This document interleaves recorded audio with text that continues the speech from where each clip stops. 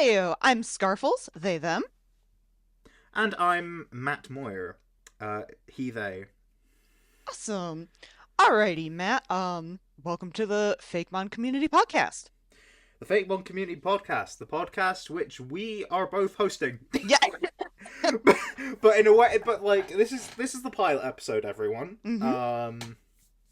So hopefully every month we are going to commune and discuss some stuff from the Fakemon community. We'll probably interview some guests, but not every episode. Right. Because this is the first episode, we want you all to get to know us, really. Mm-hmm. Because I am the YouTuber one, it's going on my channel. Mm-hmm. Yeah. Because Scarf here, they don't do the YouTube. No. Not yet, and maybe not ever. Yeah, but they do the art. I do. Yeah. And I'm not an artist, but I am a Fakemon creator. I commission my work, and I come up with the ideas. They get drawn. I make the videos. It's a lot of work, but I'll save a lot of that to the questions. So all of the episodes will be going on my channel. Mm-hmm. So you're in the right place if you found this. And as a result, I'm sure any existing audience members of mine would want to hear my stuff first, or would want people to hear my stuff first. That sounds very egotistical saying it out loud, but we did discuss this before recording, that maybe it would be best if you asked me first, and then either I ask you or you sort of answer along the way. You know? Yeah. And as a fan of your content myself, I'm absolutely thrilled to be asking you questions. And thank you. Yeah. And there's probably going to be some growing pains, especially with this pilot episode. So everybody, do forgive us. We're kind of new to the podcast scene in general. No, don't forgive us. We're creatives. We have to be perfect all the time. There's no room for error. We have to conform to your specific tastes as well. So, but yeah. So hopefully, if you're a recurring viewer of mine, hopefully this is helpful. And if you're not, hopefully, if you're new, completely new to my channel, well, hopefully this podcast is for you as well. Alrighty, I'm just gonna dive right into the questions for you. A really good first question that I have for you is, how would you introduce yourself to those who don't know you in the community? Okay, right. I was trying to think of a funny way to answer that, but there's not really a funny way to answer that. But I guess it would just be honest and say, hey, I do the CRONEO region on YouTube. I also have an Instagram account, but I would introduce myself as a YouTuber, because that's to me the thing that matters. Right, it's your bread and butter. So much so that as of when we're recording this, today's one of the days where I should be posting to Instagram. I've not done that yet. Well, there's still more time in the day. There's still more time in the day. But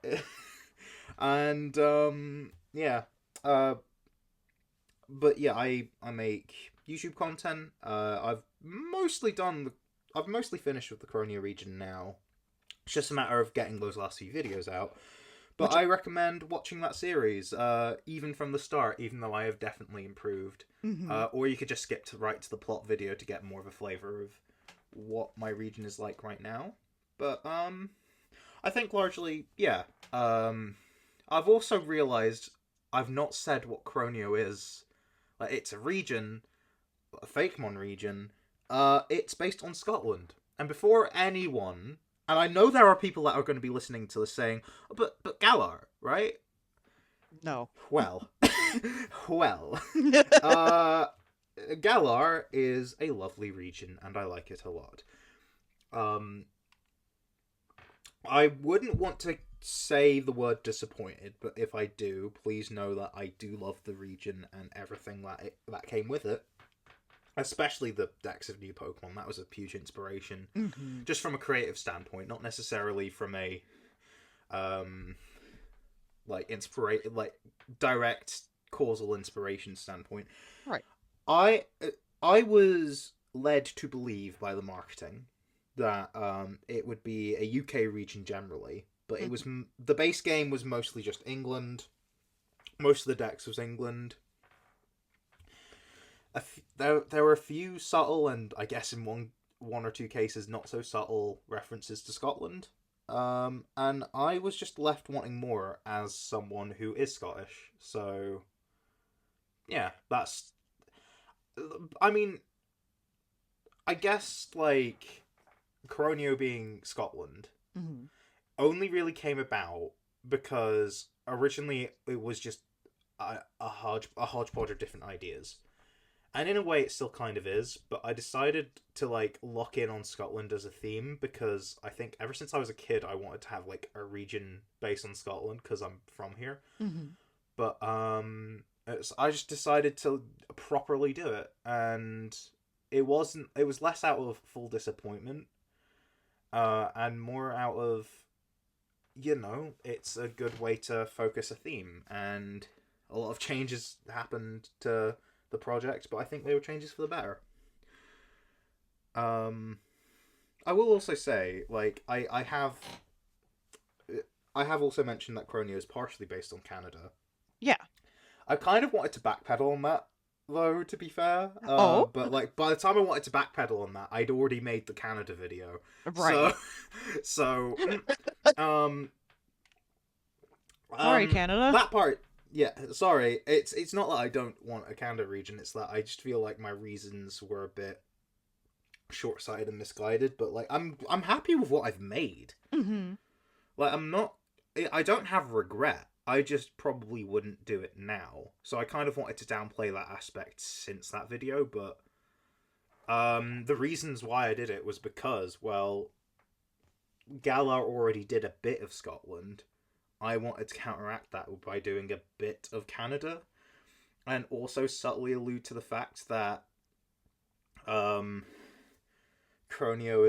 is some far land that was settled by some people who were originally from the Crown Tundra, hence why it's called CRONEO in the first place. The crow part means crown and the neo bit means new.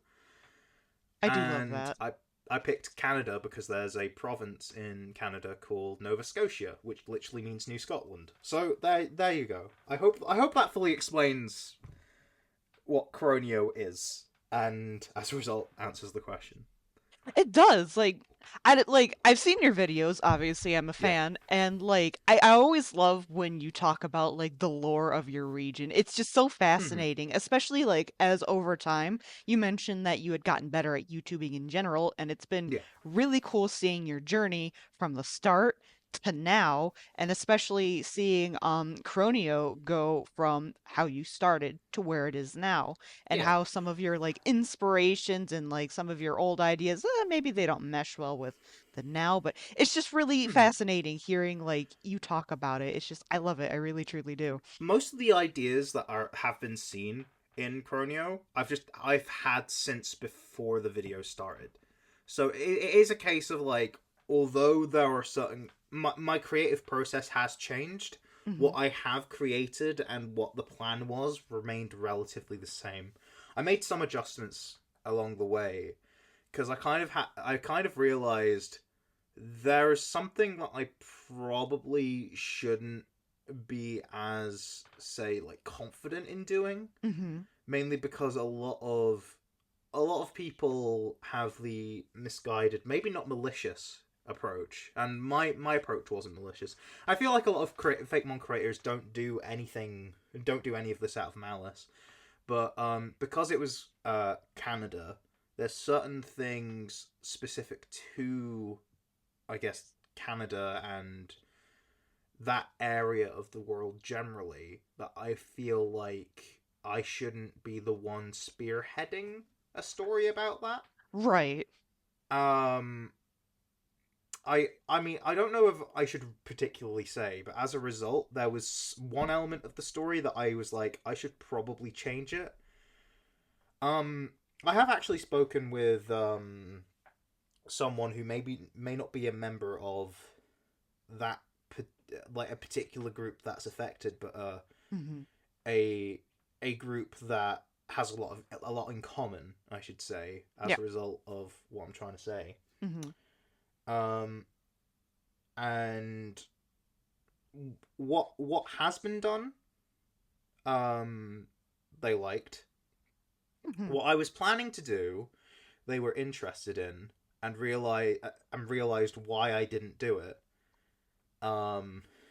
And I do still think, regardless of how well I did it, I do think my backup that I quickly had to plan out just in case I didn't get a sensitivity reader. I think the backup plan is actually has made an overall better story because it fits in a lot better with the themes I was going for anyway. Right. Not saying the original plan didn't fit in with the themes, I just think this new plan feels a lot more cohesive with the overall plot, and it feels so natural I don't think people have even questioned what. I might tell you after we've finished recording, or like in the Discord chat. Okay, yeah, absolutely, because I am curious as to what it is. Right. And I understand because I don't want to like fully like say that. I don't know if it's wise for me to like fully like admit to like that. Right, or exactly. Admit what it was. I mean, either way, I feel like it would have been a mistake if I did it, and yeah. Right.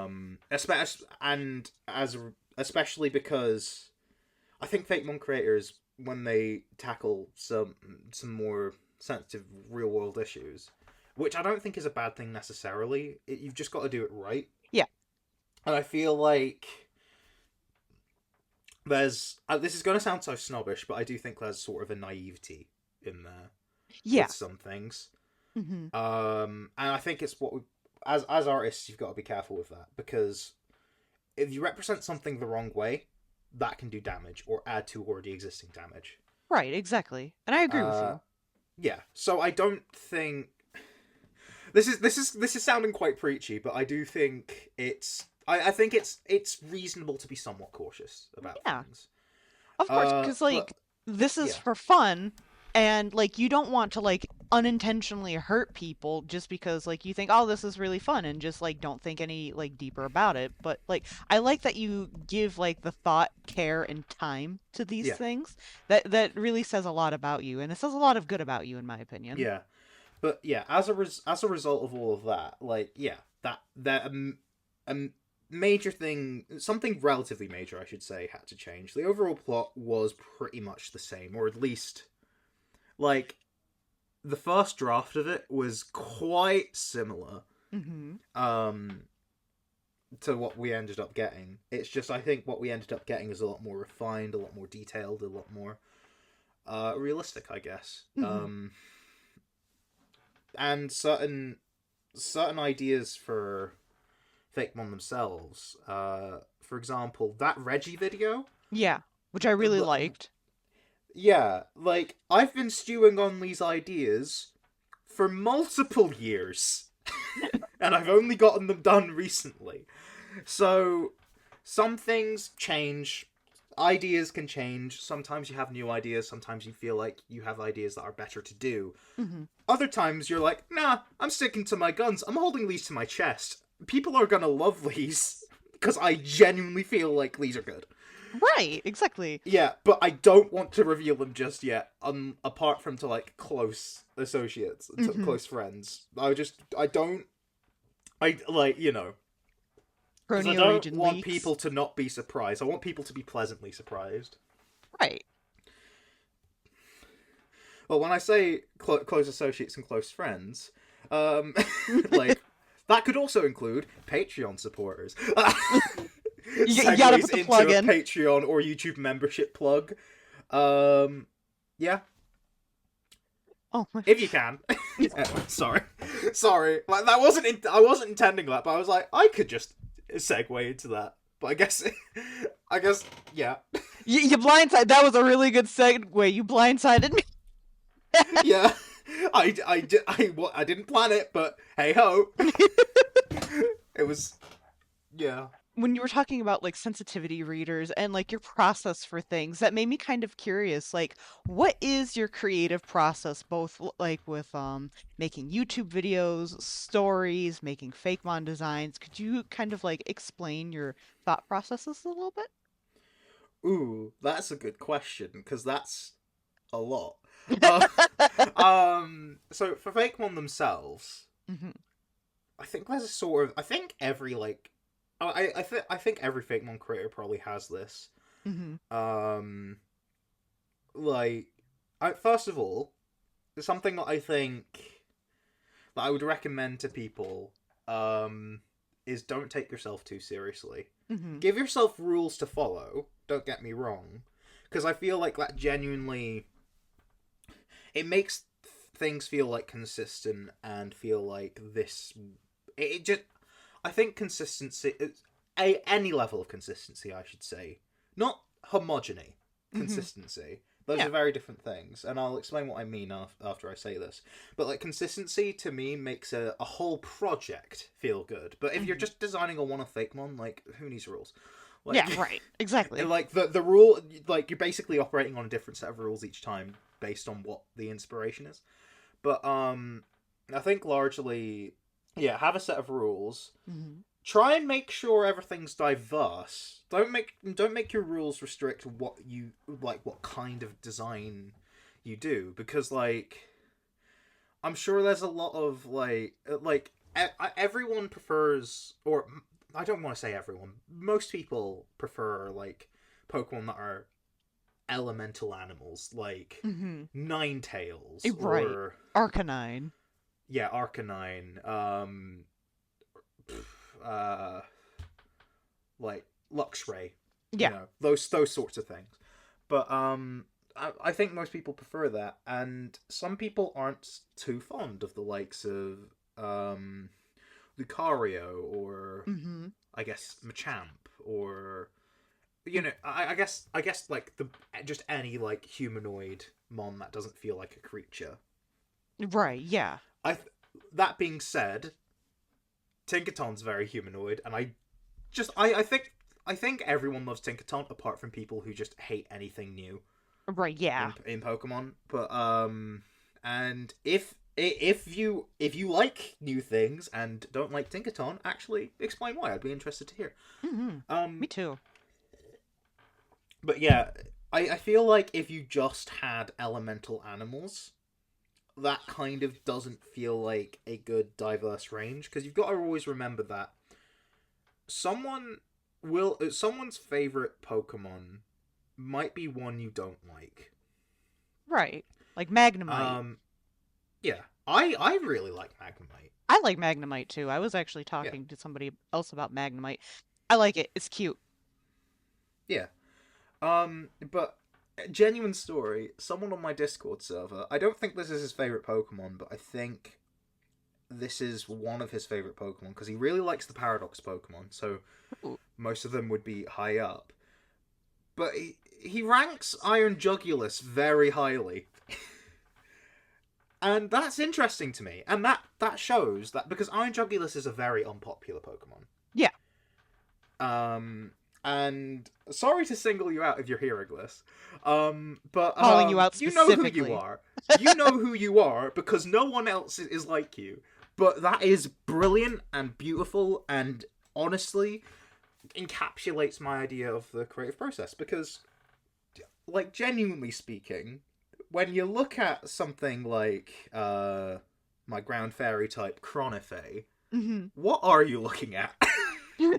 but like that kind of Pokemon was something I considered to do. You know, I wanted like naturally I'm more drawn to just adaptation of concepts, but sometimes I'm like, why not do a furry?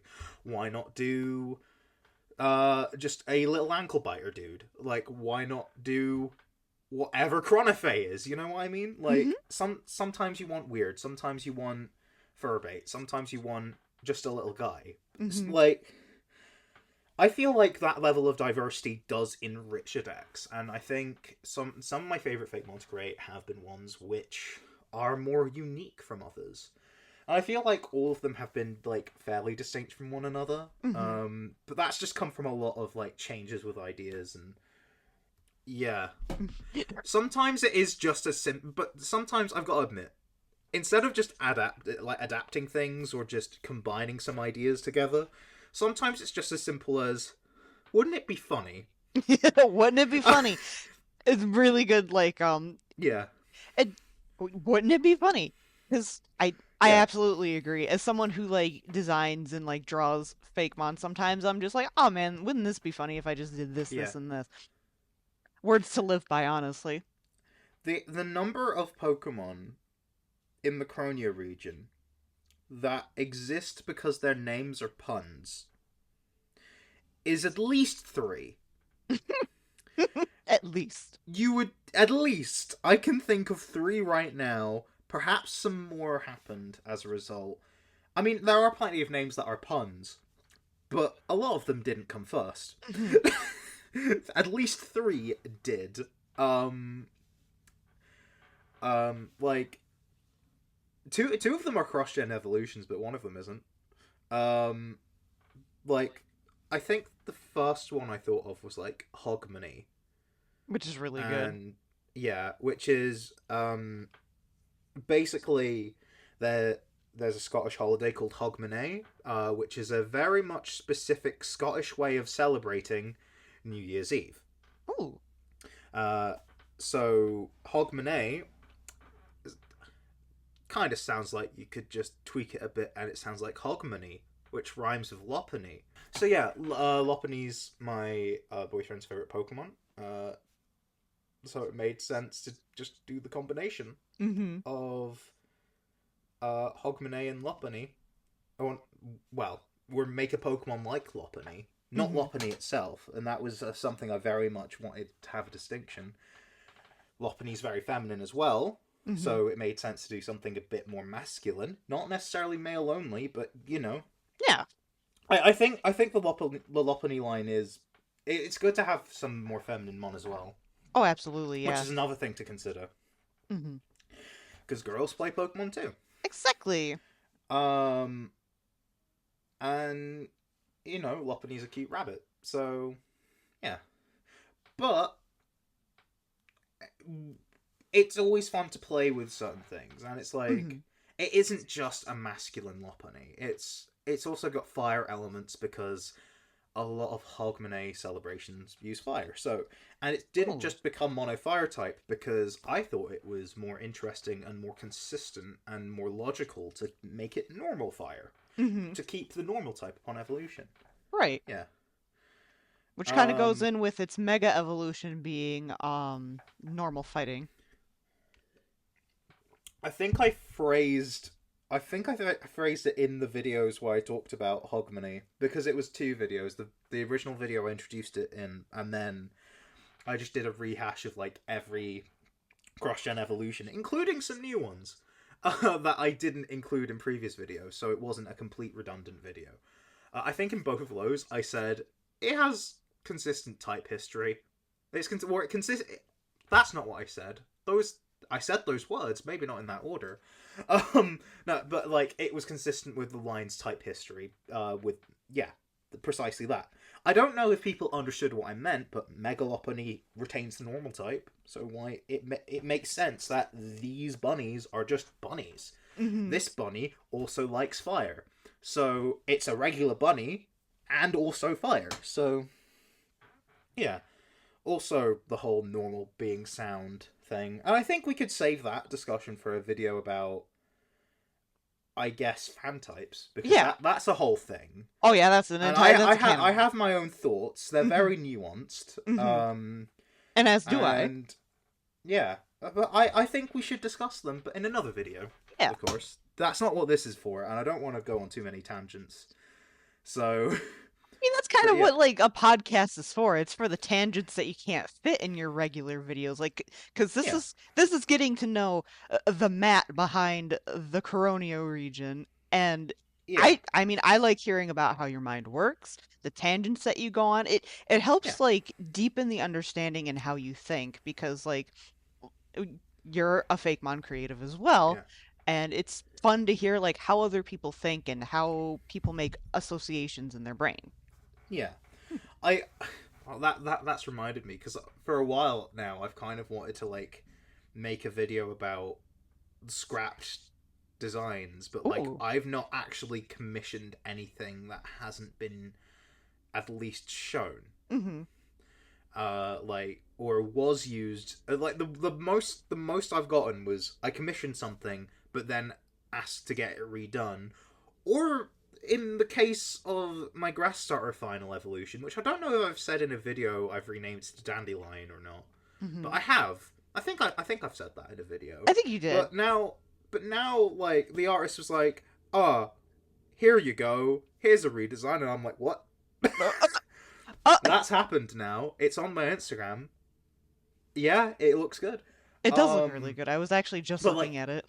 yeah, the only other, I say the only other thing, 4 designs I got redone because I wasn't happy with them at the time. People heavily criticized them at the time they got done, and I was just unhappy with them, and I was like, I kind of just want these redone.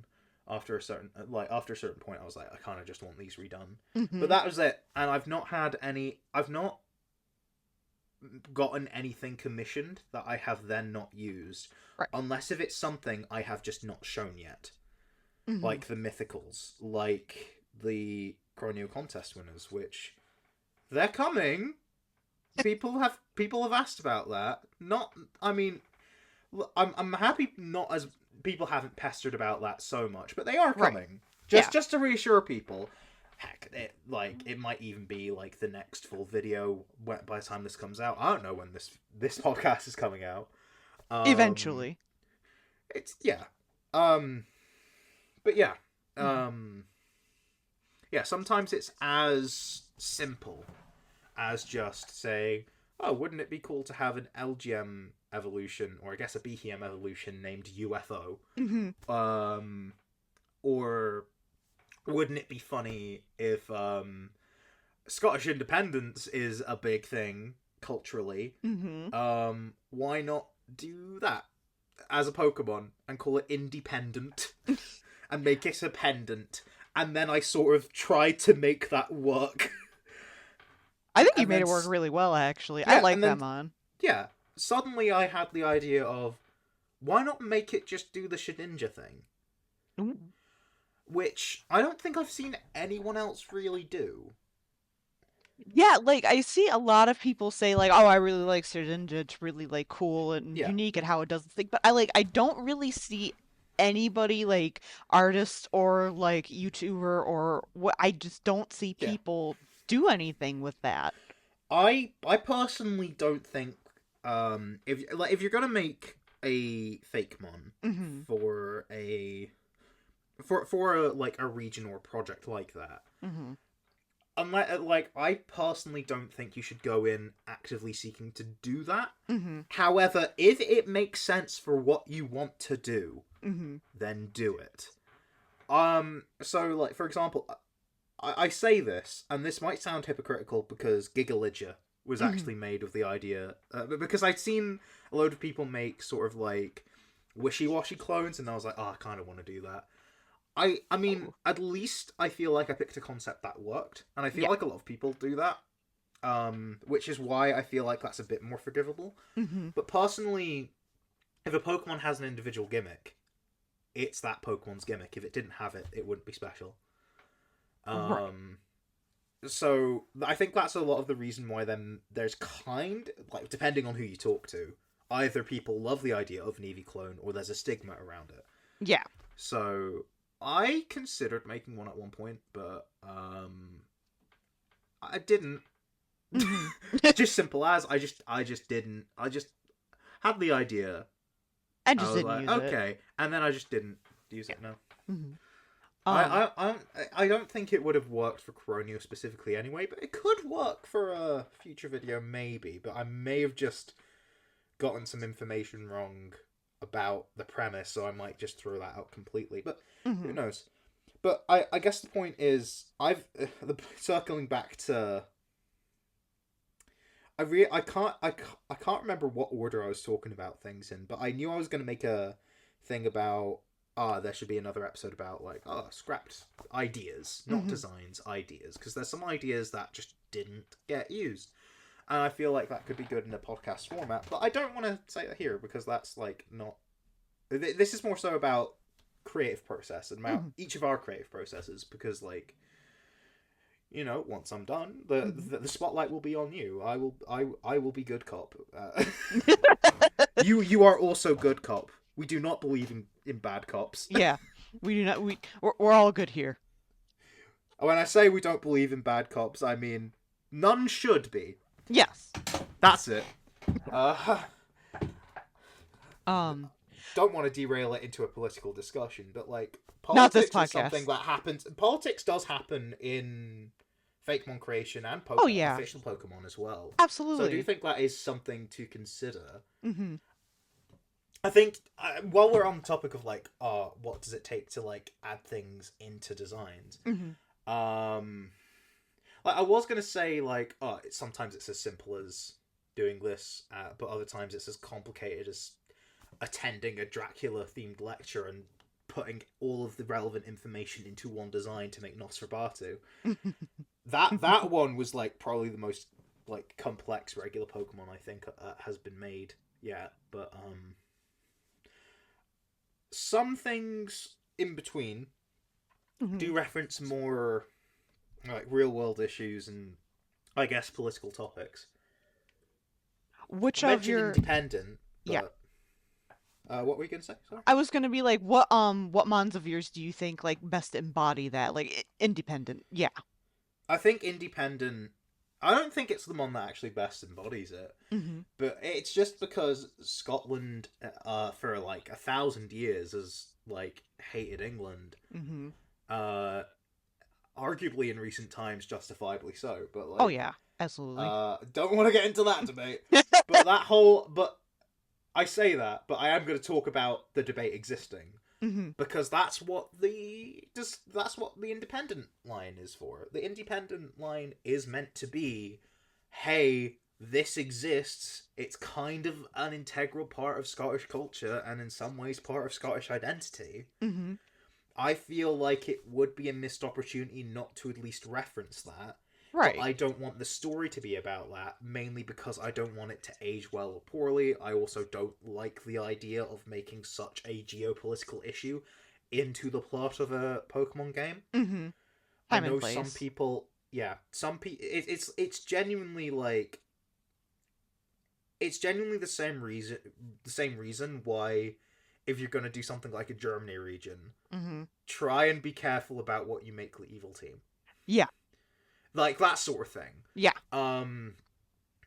Like, I know that's probably one of the most extreme examples I could say. I can think of a more extreme example in terms of, like, I say more extreme example. I guess a more extreme family of examples is stuff to do with current geopolitical issues. But which, don't want to delve into that, but that any geopolitical issue, I don't think should be the plot of a kids game, but referencing stuff that has been important to identity of where a region in the world, I do think is perfectly okay.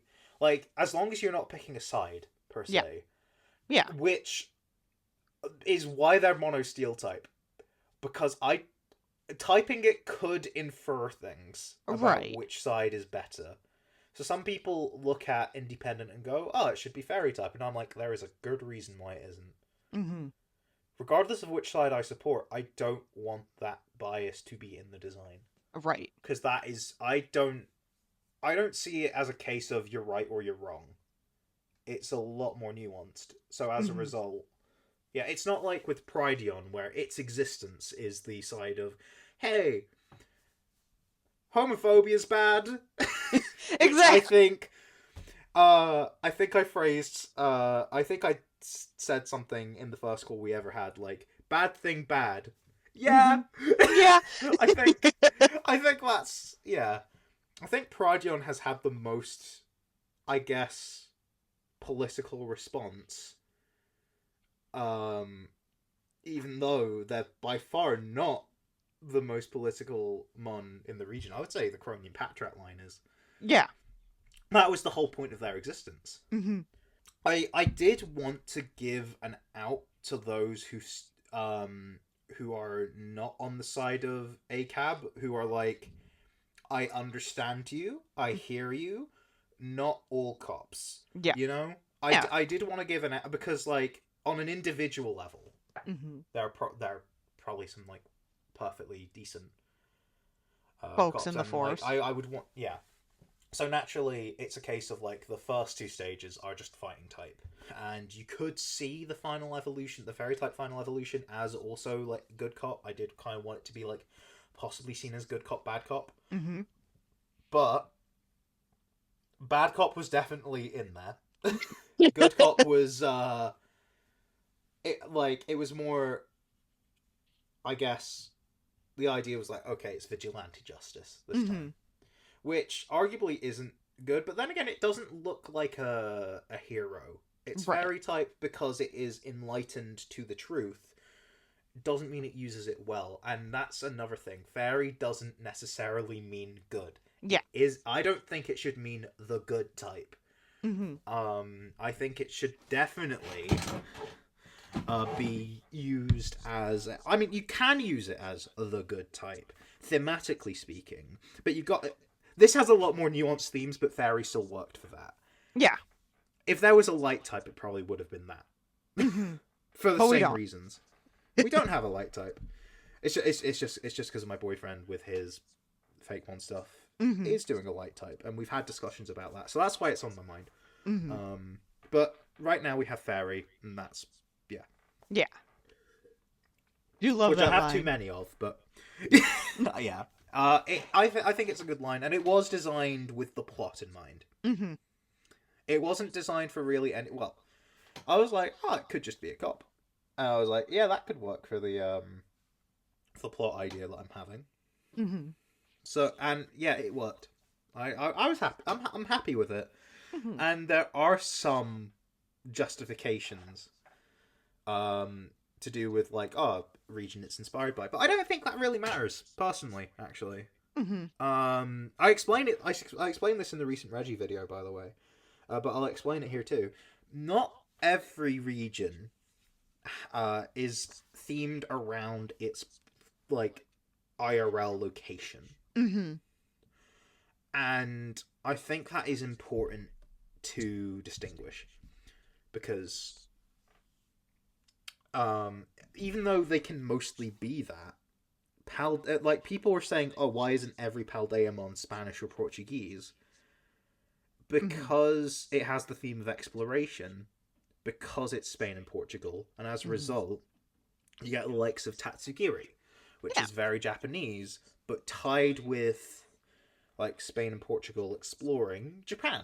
And that's why you've got some Egyptian mon, that's why you've got a Brazilian mon, you know? Exactly.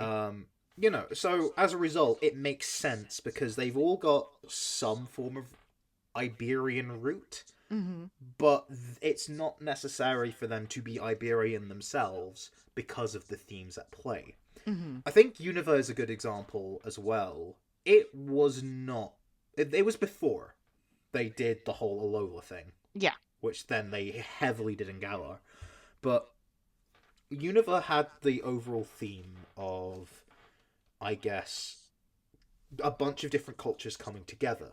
Yeah. Like, I mean, you could argue for the design of the decks, that's what they did in, like, the early gens anyway. But they played in that hard with Universe, not just in the decks, but in the region itself. Hence why you have the first, like, or the first instance of diversity in human trainers. Like, that's why you've got Lenora. That's why you've got, like, Clay.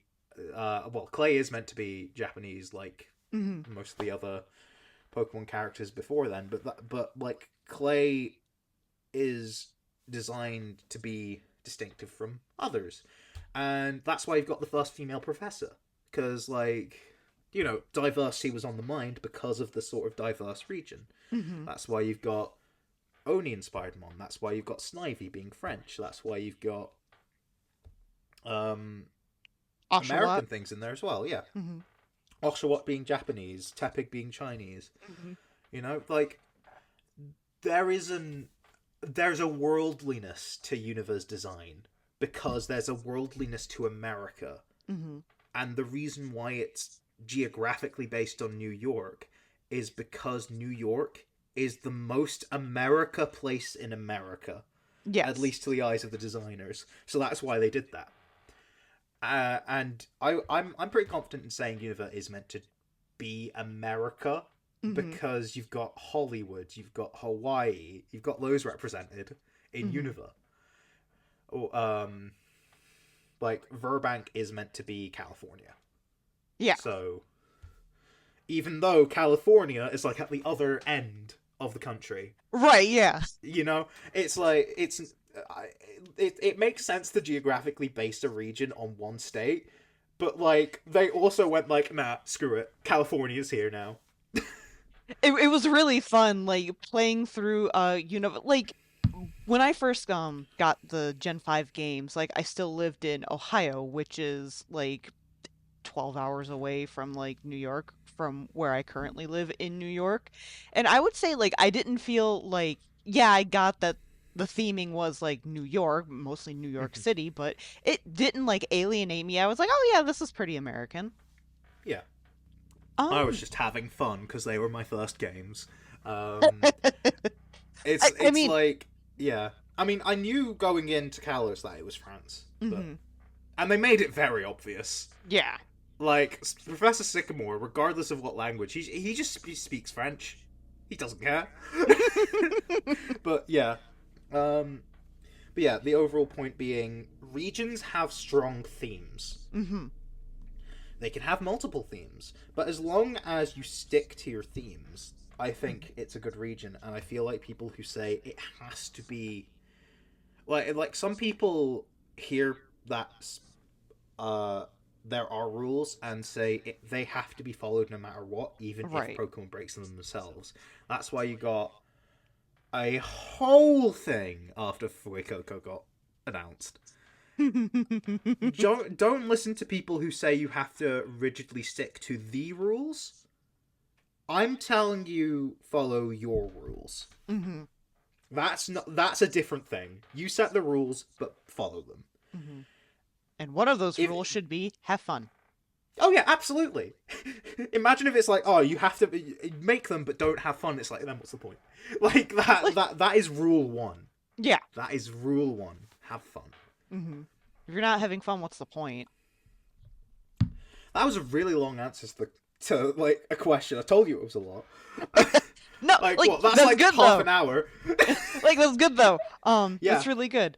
I was gonna ask, like, what are some of the favorite, like, Fakemon that you've made? But I think a more interesting question is, like, what are the Fakemon that, like, knowing what you know now, which ones would you go back and, like, tweak either heavily or just a little bit? I have one answer. Okay. And it's very simple. Because here's the thing. And before I say my answer, I am going to preface this with, I like every Fakemon that has been put into CRONEO. If I wanted to go back and absolutely change something, I would. I did that with the Cronian Patrat line. I've considered doing it with others, but there's none that I'm like, I think it's imperative you get a redesign, because everything that I wanted the design to be from the offset, it is. And I don't feel like changing it would be I don't think it's in my interests to do so. Right. However, there would, if I decided to make them now, knowing what I know now, I don't want to get into any discussions about any behind-the-scenes issues when communicating with artists, so I'll leave out one example, but the one answer I do want to actually give, because it was a me thing, Mm-hmm. was the starters. Mm-hmm. They the starters were very much a different experience, and although they turned out good as Pokemon lines, I don't think they made good starters. Mm-hmm. I think the bootleg starters are actually a more cohesive and better trio than the premium starters. I don't think it's just to do with art style. That Mm-hmm. is partly it. I do think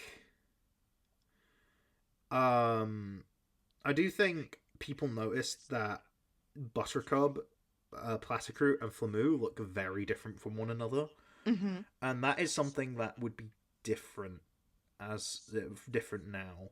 I've Right. I think now I would make it all the same artist. Mm-hmm. Also at that stage, I was like my boyfriend and I were making like first draft concepts. Mm-hmm. Uh, and that happened for all of the starters. Also, if you've not seen CRONEO, I've just realized that the term bootleg starter would mean nothing to you. So I will just explain that if you are new, to me. Mm-hmm. Basically, at the start of the game, you get the choice between the grass, fire, war star, normal as is. But before you do, the professor asks you to pay up 5,000 Poké Dollars.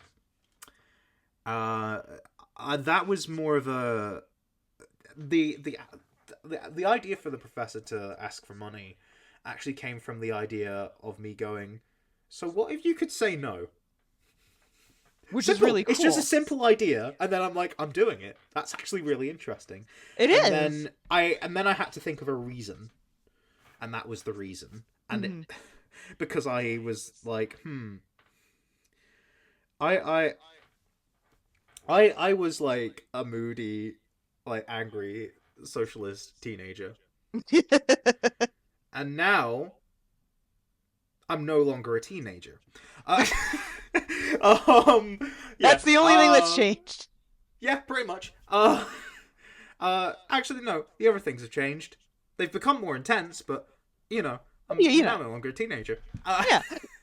Um. Uh. Yeah. Um. But so you have to start the journey with a Pokemon. Mm-hmm. So if you refuse, I thought, why not have some bootleg stars? And I really liked the idea of making it a different trio, but I was very adamant that it had to be a perfect trio. Mm-hmm. Luckily, there is one. Yes. And I did that. So I've got a Fighting Flying Rock trio as well, which are 2-stage and friendship evolution. And people are like, why? And I'm like, they're called bootleg. They're not going to be the same. Exactly. So yeah. But I made the monotype to also just because it's a very different idea, so I wanted it to be as simple as possible as well. Mm-hmm. So yeah. Anyways, so every starter, including the bootleg ones, so all 15 were designed. However, Mucifer's original design didn't get used, Mm-hmm. so that got changed, and it was for the best. It made way more sense to do that, Mm-hmm. to do what I ended up doing. Again, if we make a scrapped Pokemon thing for this series, I'll go into more detail. But for now, I'm just going into detail about the process itself, and we kind of just didn't do that for any other Fakemon Mm-hmm. after that, other than the Pika clone. And I changed tactic when I realized it would just be more efficient if I just like worked with the artist themselves. Mm-hmm. Which in some cases was my boyfriend. Yeah, It's so cool like hearing that you have like an artist boyfriend that's actually like helped you out with your region. That's so cute to me. yeah. Well, the thing is, the reason why my boyfriend like has done some art is because they were just things he really wanted to do, Mm-hmm. or but the whole reason he started is because the first draft for the Falco line, the flying type starter, I Mm-hmm. was like, that looks so good that it could be official if you actually just refine it. Mm-hmm. Like, this just looks like a draft sketch, but it looks like it's in the style. Mm-hmm. Even to this day, he's like, I'm not sure, and I'm like, no, it is. It's a really cute mon. Yeah, he was personally more invested in the rock type starter, which I was like, yeah, I mean, these look good too. Why not? Mm-hmm. And yeah, but it wasn't the fact that it was a different process. It was a very different process, and it shows a lot about how my process has changed since. That Mm-hmm. it's a drastically different process. But the main reason why I think the stars would be different now isn't because I'm unhappy with their designs. It's because, realistically, when I said that the themes were, it's like occupations or where you or where people are or what kind of person you are. Like, how out of my butt did that sound? Like, A bit, but you're yeah, playing it well. yeah. I was like, I think I convinced people I knew what I was doing by that. No, the starters. It was a learning experience because the starter trios have themes, Yes. and they've had and people say, oh, like Gen 6 started that. No, categorically it was Gen 4 Mm-hmm. at the latest. I don't know about the first three gens. I don't know what the themes are. Like, I know Hoops and Hip Hop has made videos like that did require him to sort of break down what potential themes could be. Yeah. The first three gens sounded like they could be a bit of a stretch, Mm-hmm. but I don't think he was denying that. I think he just wanted to make something that fit and try to see what united them. Mm-hmm. It seems quite obvious for Gen 4, personally, that the theme of them is mythical entities or Mm-hmm. entities of myth and legend. Yeah. I'm gonna specify that because of Empoleon being a guy that existed. Yeah, But exactly. but you know, Napoleon is a man of legend. Yeah. And Sun Wukong was what Infernape was based on, so Mm-hmm. that's a myth. A myth. Also, you could describe that as a legend. And Torterra's the world turtle. So it's Yes. subtle, but I think that's clear. And if you want to disagree with me still, and say no, I still think it was Gen 6, which someone has told me, and I'm like, okay, right. So they started it with Gen 6 despite the fact that Game Freak themselves have stated there was a theme for Gen 5. Right. They confirmed it. Yeah. It's confirmed that Gen 5 did, and Gen 4 seems pretty obvious to me as well. Like it's written So they've down. done it just they've done it for since Gen 4. For all of them, for every starter trio. I think the weakest one personally is Gen 7. Mm-hmm. But it is there. Like, they're circus performers. Yeah. I don't see why they're circus performers, but they are. Mm. But yeah, they all have themes. The CRONEO trio, they've got strong ideas, and they kind of feel like you could ascribe a very loose theme to them. Mm-hmm. But it just didn't quite work, I don't think. Together, I mean. I think they're great lines individually. Mm-hmm. I'm very happy with how they turned out. Mm-hmm. I'm not happy with myself with how they work together. Mm-hmm. But it's a learning experience, and I will say that I am going to make another region. Mm-hmm. Nothing has been done yet. I'm going to admit nothing's been done yet in terms of art, other than a proposed logo for the region itself. Ooh. Kind of like how like a lot of Fakemon creators like making a logo for their region. Yeah. Yeah. And the only art that's actually been finished is, again, a proposed logo that I made myself for the region, because I tend to make my own logo graphics because I make my own thumbnails. I know how to do things. Yeah. I am not a good artist, but I'm not bad at graphic design. Yeah. I did a graphic design course at high school, so And I, and and largely learned most of what I know after that. mhm. Not in any school format, but yeah. And you do the But yeah. layouts for Instagram too, don't you? Um. So the background itself, Mhm. was done by my boyfriend. But in terms of like adding the images and making sure everything's in the correct place, I do Mhm. that. So yeah, And basically I assemble everything. I ask some things to be made. They are made, and I put them together. mhm. I am basically like a boss and clerk at IKEA. If Fakemon Creation is IKEA, or no, I am a customer and the boss rather. Oh my god. I am in charge of what gets made, and I put them together.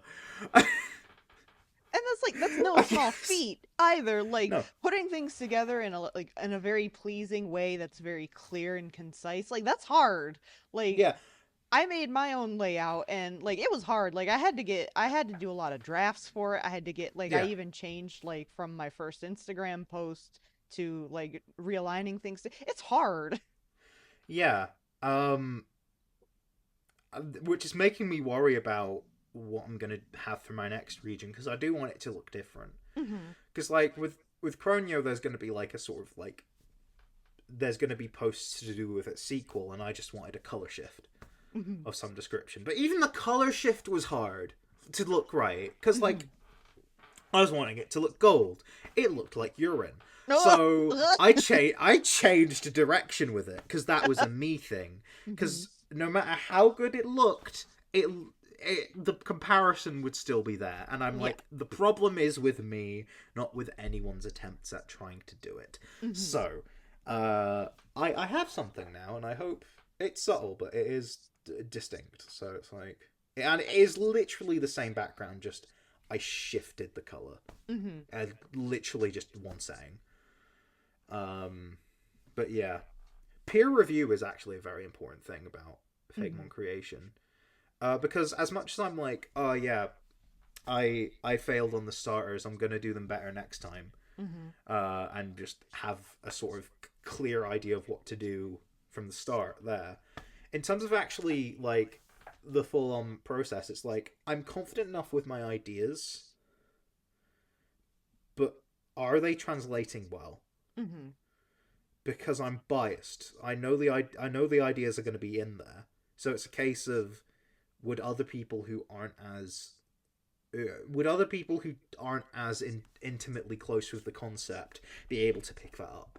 Mhm. Even if they knew what the concept was, it's been in my head so much that I can recite them from memory. Even if someone new, doesn't mean they're like, oh, it is that. Clearly this particular brushstroke means that. Like I can clearly tell. No, they'd be like, that's the line. But like, you know what I mean? Like, Yeah. it's like some things may be clear, some things may not be. Mhm. And sometimes subtlety is good. Mhm. Like, I sometimes it's just like something is just representative of a grander concept and is Mhm. just not that great as visual shorthand, but there's nothing really better to do. Like Chai Monarch, like its whole Macbeth inspiration and being based on the Crown of Scotland itself. Mhm. It's got a crown. There you go. It's to do with curses. The Curse of Scotland is a nickname for the Nine of Diamonds. There's 9 diamonds on its design. They're subtle. Mhm. People are probably not going to pick up the entire concept, but what else do you do with that, Yeah. really? Yeah. So to make that more clear. So Um. some things it's fine. It's just a matter of do these elements being put together in this way look good, and Mhm. that's what peer review is for, really. Mhm. And you'd say like you make really good use of peer review. Like you have like a little squad of folks that help Yeah, you with that yeah, you trust. yeah. Um, in fact, like, it was peer review that made me that made me realize some things and go, yeah, no, maybe I am being a bit naive here with certain ideas. But I think, yeah, it's important to me to make sure that something's good. Yeah. With the Reggies, I was pretty happy. I only really showed my boyfriend, but like, because it was only really with like, I guess the shiny for Reggie Heat, because I wasn't too sure if it was the right kind of subtle. Because the Reggies have subtle shinies, which, by the way, personally, with shinies, do what you want. Yeah. I like to follow, like, if it's expanding on something that already exists in the Pokemon series, I try to follow the same rules. That's just generally. Right. However, if the rule is the shiny has to look exactly the same, I will find a way to cheat. Like Togesaur, I was like, I mean, make it more yellow. It still feels right. So yeah, that was a way I could cheat. Which, by the way, I had a shiny that I feel like people haven't really questioned, but personally, I think they actually should question me, and go like, "Why are you doing this?" Because I think it's an interesting tidbit. Is Boogiebird, which is my evolution to Delibird.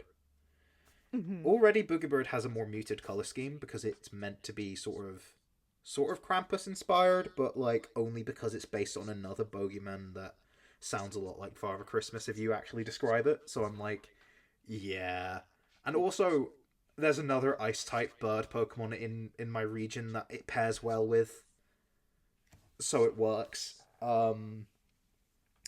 But it's muted because it's a bogeyman. I wasn't against purple, but I felt like black as a shiny was what needed to happen there. Yeah. You know? Even though I like Delibird shiny a lot. I'm not against it. I just don't think... I think my concept felt right to do a black shiny for that. I don't want to overuse black shinies though, because everyone loves them. And I would say that, like, at least to my eyes and on my monitor, Boogiebird's shiny, it is black, but it's more on like the purple hue, because you know how like blacks can have like different sort of like undertones to them, like a red black or a blue. Boogiebird has like that purple blackish tint to it, which I think makes it. Have a look, because I don't know if I've ever noticed that. I actually just opened it up in paint. It is actually on the very desaturated end of purple. That could be a coincidence. It could not be. But it works. Oh yeah, it is a sort of purpley black. But yeah, it works. But it's very much like you look at it and you go, it's black. Yeah. But like, no black in Pokemon is truly black other than like outlines. Yeah, right. Because that's how art works. That's how you do shadows and stuff. You don't make it black unless if you're going for a very distinctive style. Yes. The Pokemon style is not that kind of distinctive style. Yes. You especially get that a lot in sprite art, which is what I do, and that's my bread and butter. You don't use pure black. Not even on the outlines. I don't do that, at least. Some do. Yeah, with sprite art, you're dealing with a lot less room. So you're if anything, doing pure black as an outline is wasting space for sprite art, really. It is. Unless if you do have enough room to get away with it, but even then. Yeah. You need to be more concerned with, like, how it interacts with everything else. I caught myself in a big discussion about art style in terms of how certain designs may look good on their own, but combined with the world they exist in, they don't quite look so good, because let's just say red on red ain't a good look, hun. That's a clue as to what the discussion was about. But yeah, you know, even like you've got to consider how things interact with their world. Exactly. With Fakemon, I mean, I'm commissioning Fakemon key art essentially, so I don't need to worry about how the art interacts with anything other than my videos, which I would need to think about, like, the official Kensuke Mori things anyway. Mm-hmm. But, yeah, like... But even then, logistically, lore-wise, sometimes you do need to consider how it interacts with the world. Mm-hmm. And if what your consideration is, I don't think this matters in this context, I'm just going to do my own thing, you do that. Mm-hmm. Exactly. I think it was Nortist that once said, think about why certain people do the things they do and consider if it applies to you, essentially. Mm-hmm. And I think that is possibly the best advice ever. It really is. Right, end of podcast. We've gotten to the good advice bit. No. Yeah. But yeah. I was just gonna say, like, because like, we've been going on for a little bit, and you've as you predicted, you pretty much kind of answered in your own way, like, a lot of my questions. Like, you even, like, reference back over and yeah, so, like, that's pretty much that was gonna be the last I question. didn't realize that I've just answered all of it. My prediction was that, like, the way we were going to discuss was a way which we both answered the questions, not me basically unpacking the question and in turn answering all of the questions. But that's just kind of how it happened, I guess. Yeah. But yeah, no, other than, like, Nordis advice, do you, like, throughout, like, your YouTube journey and throughout your creation process and everything that you've learned, do you have, like, your own advice for, like, anybody else, that may be even thinking of, like, starting their own project, like, creatively, like drawing it out themselves, or, like, commissioning somebody, or even just starting a YouTube channel? That is a good question. I tried to pick the good ones. Which I am saying out loud, so I have more time to think of an answer. Take all the time you need. Because it's very difficult to, like, give, like, advice about YouTube, because it will probably be obsolete within the next second. Right. Because YouTube constantly changes. Mm-hmm. That's the thing. To the point where, like, it is YouTube. If you think it's a barrier to entry, yeah, there is a barrier to entry. It's very much like you don't control when you grow. That is very infuriating, to the point where if you're like, oh, I'm going to do this is going to be my job, don't go into that expecting that. Right. Unreasonable expectation. But if you're like, no, this is my hobby, I am just going to make stuff and see what sticks. I think the biggest thing that I've learned is try and make sure you're not taking too long to get to content people want to see, but you're also not revealing your hand too early as well. It's a balancing act. There are some smaller creators I watch. Now, when I say smaller, I mean smaller than me. And I enjoy their content. Yeah. The thing is, I feel like there is a reason why they haven't grown despite being good enough to grow. Because it's a thing that I learned, and it was advice I was given myself by Loxton, actually. And he saw my videos and saw where I could improve, and it was because I was just spending too long introducing the video and spending too long on individual Pokemon. So I decided to sort of compact the content. I don't know if I can give advice to people who do art, like, who do their own art, because I feel like it is a lot easier to do that, to like make content people are interested in continuing watching, because you have the speed paint. Yeah. You can have that while you're talking about what your concept's going to be. Mm-hmm. If you don't have that, then all you can really do is show it and then explain, Mm-hmm. which is what I do, and it's working out well enough. Mm-hmm. And yeah, just make sure, just make sure that everything you are saying is strictly necessary. Because you may think, oh, all of this went into the design. Will Mm-hmm. people care? That's the problem. You've just Right. got to know your audience. Mm-hmm. And it That takes seems. time to really know that. Yeah. But once you've got something going, and once. And it's pretty much random if you're going to get a spike in Mm-hmm. viewership. Yeah. But eventually, your audience will find you. Mm-hmm. And it'll be easier to know what they want or know what they like, because they'll continue to stick with you, and you're like, this is clearly working. Mm-hmm. But always strive to improve. Always go like, I could do this, and this can make my video better. Yeah.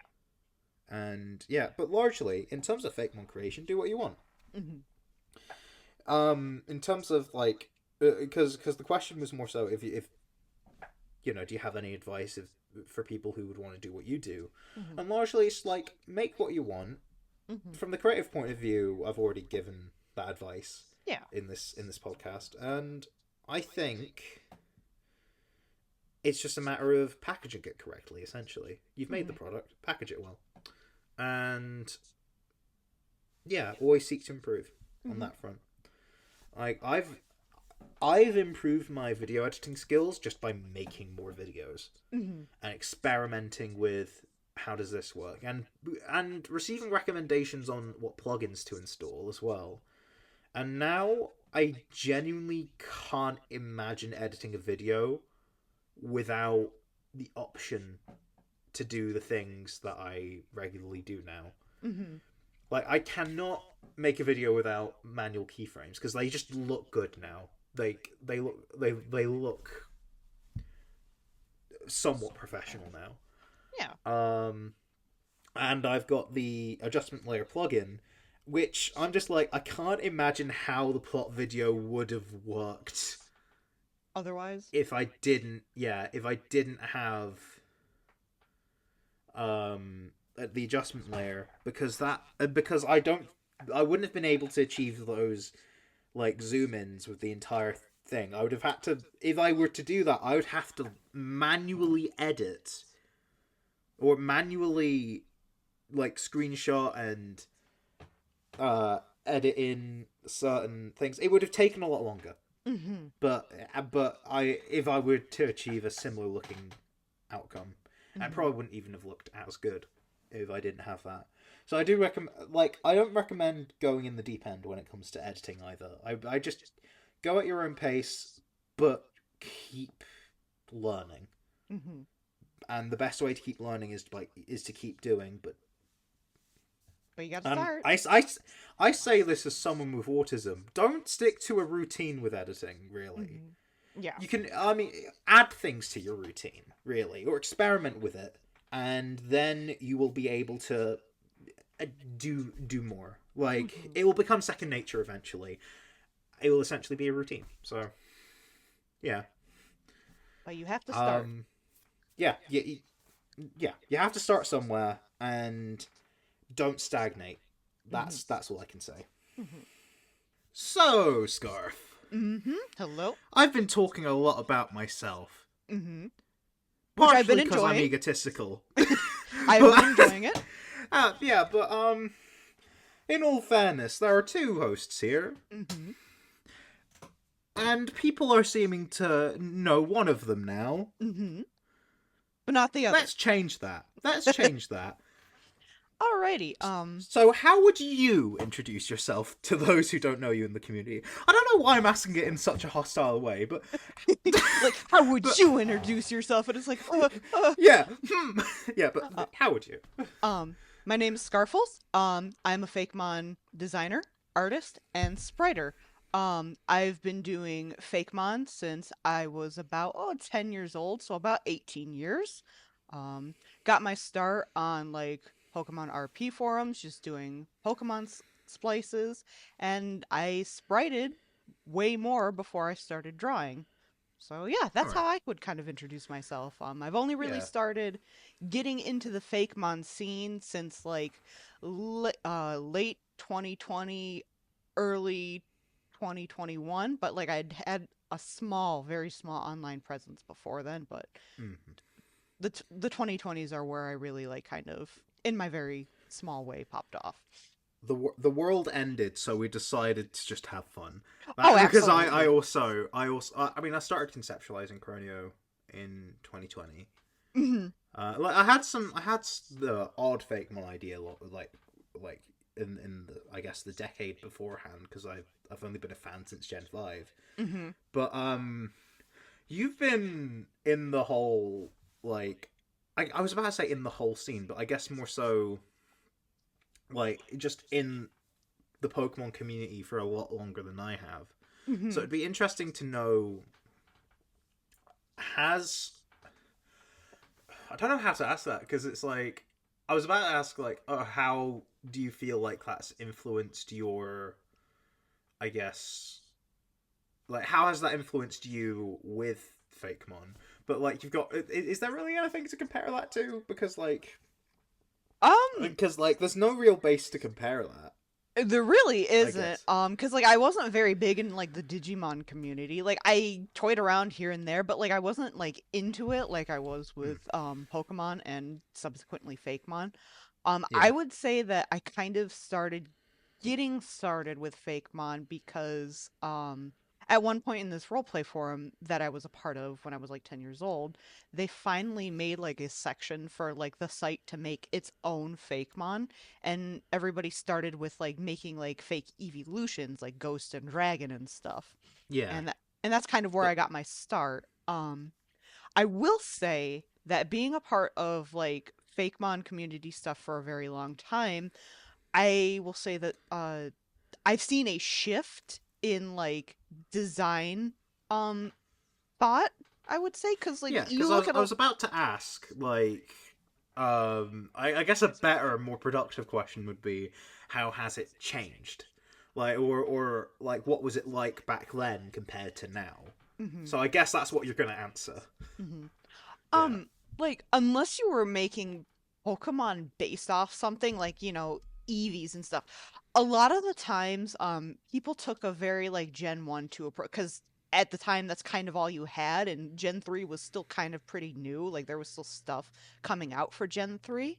Yeah. Um, People were just kind of making what people would say now are like blob mons. Like they just kind of had they looked cool and they didn't really have like a basis to them. They were kind of like quadrupedal or bipedal, and they had spikes and ears, and sometimes not really a strong concept other than this looks cool to me, who is like a teen or tween or even a kid. Yeah. Um, I mean, I I would, mean, you what go ahead. was there a prevalence of, like, I guess because, like, I think now people realize there was a lot more to a lot of Gen 1 Mon than it's just a blob.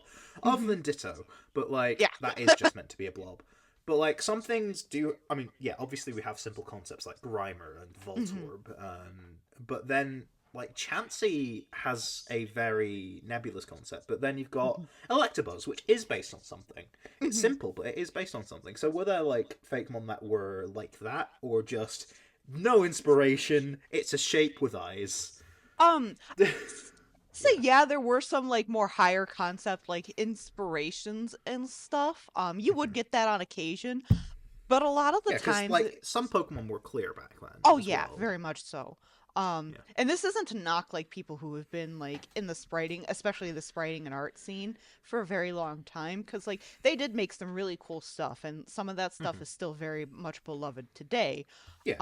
I know that the owner of the Cave of Dragonflies used to make like fake mon back in the day, and she'd made some really cool mons, but like um, a lot of the times it was just animal plus element, or this looks really, really cool. Like it has like a concept in the world of Pokemon, but not so much like a basis in reality. Like there were some that like, this is a bird that I've made into a Pokemon, Hmm. like Pidgeotto or whatever. But yeah, I would say that the concepts have gotten a lot more refined. Um, people have just kind of, they've grown up and alongside Pokemon, and they've seen what Pokemon is putting out, and they're putting in kind of like the same effort. And yeah, I would say that's Yeah. kind of how it's changed. I'm gonna give a link to Matt right now of a very, very old Dex that I think started on Cerebi, Tyon. It's got a Yeah. archive Dex on Poke Engine, and I those were hope some. it's not older than me, because that would be very awkward. Oh no, Because this Dex I think is probably like if not a little younger than you, maybe as old as you. yeah. Hmm. For the record, as of recording, because I don't think we're going to take like a year to like put this out, but like Hmm. as of recording, I am 22, which doesn't sound all that young, Hmm. but considering we're talking about early 2000s, like Gen 3 came out in Japan the same year as I was born. Yeah. So like I'm nearly as old as Pokemon, but like we're talking about stuff from around the time I was born. Hmm. So if so comparatively, Oh yeah. yeah. I think this is probably like as old as you are, because like I'm gonna post a little about thing in our chat too. Yeah. This was the Dex for Pokemon Treasures, a fan game project that ran from roughly 2003 to 2008. It was started on Okay. Halloween by 8 Cerebi Net forum members: Shadolf, Cuddles, Buffy Boy, V Faction, Fossil Kabutops, Ketchi, Kyogloudon, and Systematic. So yeah, it's old. Kyogre Groudon is like the best Pokemon ship ever. Hmm. Shipping Kyogre and Groudon, like that's a ship name if I've ever seen it. Oh, absolutely, Um, yeah. I'm guessing Buffy Boy. Like I'm already like trying to figure out the like etymology of like these people. Because like yeah, Buffy the Vampire Slayer was big. It was Mm. still going back then, probably. Oh yeah, absolutely. Yeah. Funnily enough, like this is a tangent. Like I've not seen Buffy, but I've met some actors that were in it because they were at Comic Con, Oh my and like God. one of them appeared in like Torchwood, which is a show I really like. Ooh, So I met him and I got him to sign my box set. So that's so yeah, cool though. yeah. Anyways, back on to Fakemon. Yeah. So Fakemon has changed. Fakemon Yeah, has changed. I Um. can I can see some of the designs here, and yeah, like they look like what I would expect based on what your description was. Mhm. Like they look like they've got a tangible idea, but that Mhm. idea isn't necessarily as deep or as complex as something like Orbital. Yeah. You know, Exactly. it's as deep and complex as say Sunkern Mhm. or Octillery, Yeah. arguably even like Baynet. You know, Mhm. like they've got concepts. They've their concepts may actually run deeper than you may suspect by looking at it, but you can look at it and get what it is, Mhm. like fully. And I think you can, or get what it is to a satisfying degree. I think Mhm. now with Pokemon they've got so much going on that it's like maybe part of that is lost, but you still look at it and can tell what it is to Yeah. some degree. Yeah. But like, there's a lot of hidden depth now, Mhm. and I like hidden depth. I like that a lot. But I guess that's kind of why I like watching like live action compared to animation 9 times out of 10. I say 9 times out of 10. Like one of the few exceptions is literally the movie version of Shrek is better than the Yeah. musical version, Yeah. and that and I have a very distinctive reason for that, and it's also the reason why I prefer watching live action stuff to animation. I like animation, by the way. Not gonna bash it. I'm not. What Yeah. do you think I am? The Oscars? Um, but like, but no, like animation is great. It's a very freeing medium. But personally, when I'm engaging in a piece of media, or a piece of like TV or film, I like nuance, and Mhm. I like hidden depth, and I feel like that's a lot easier to achieve with characters in live action, not impossible with animation, and animation that achieves that is amazing. Mhm. Shrek does it. It Shrek does. It the really does. Musical weirdly doesn't. Then, like, the movie version of Shrek is a lot more subtle, and therefore I like it more. Yeah. You know? So, It's. obviously animation can do it, and, Mhm. you know. But animation has a lot more benefits, which to me personally, aren't as higher, which is why I mentioned that. But, like, not they're still important. I still think that they're great, and they can make up for, like, my hierarchy of personal engagement. Yeah. But yeah, genuine. But animation good. Animation very I good. need to. Yes. Yeah, animation very good. I don't want to like sound too much like the Oscars. Like, God, they still do it. They really Which is truly weird. do. Like, respect the medium. If you have a preference, sure, but respect the medium. Like, so much goes into animation that, like, the Oscars Yeah, just absolutely, pardon like my language, but I absolutely shits on. yeah, like, genuinely, it enrages me because, like, even as an editor, Hmm. editing takes a lot of work, and I feel like, yeah, even though the Oscars do recognize editing, they're quiet about it. Hmm. But, like, with that, animation is like editing on steroids. Yeah. So, Oh yeah. like, in terms of scope, there's a lot more that goes into it, and, like, knowing animators, yeah, like, even animation that is basically just models with keyframes Hmm. is so much.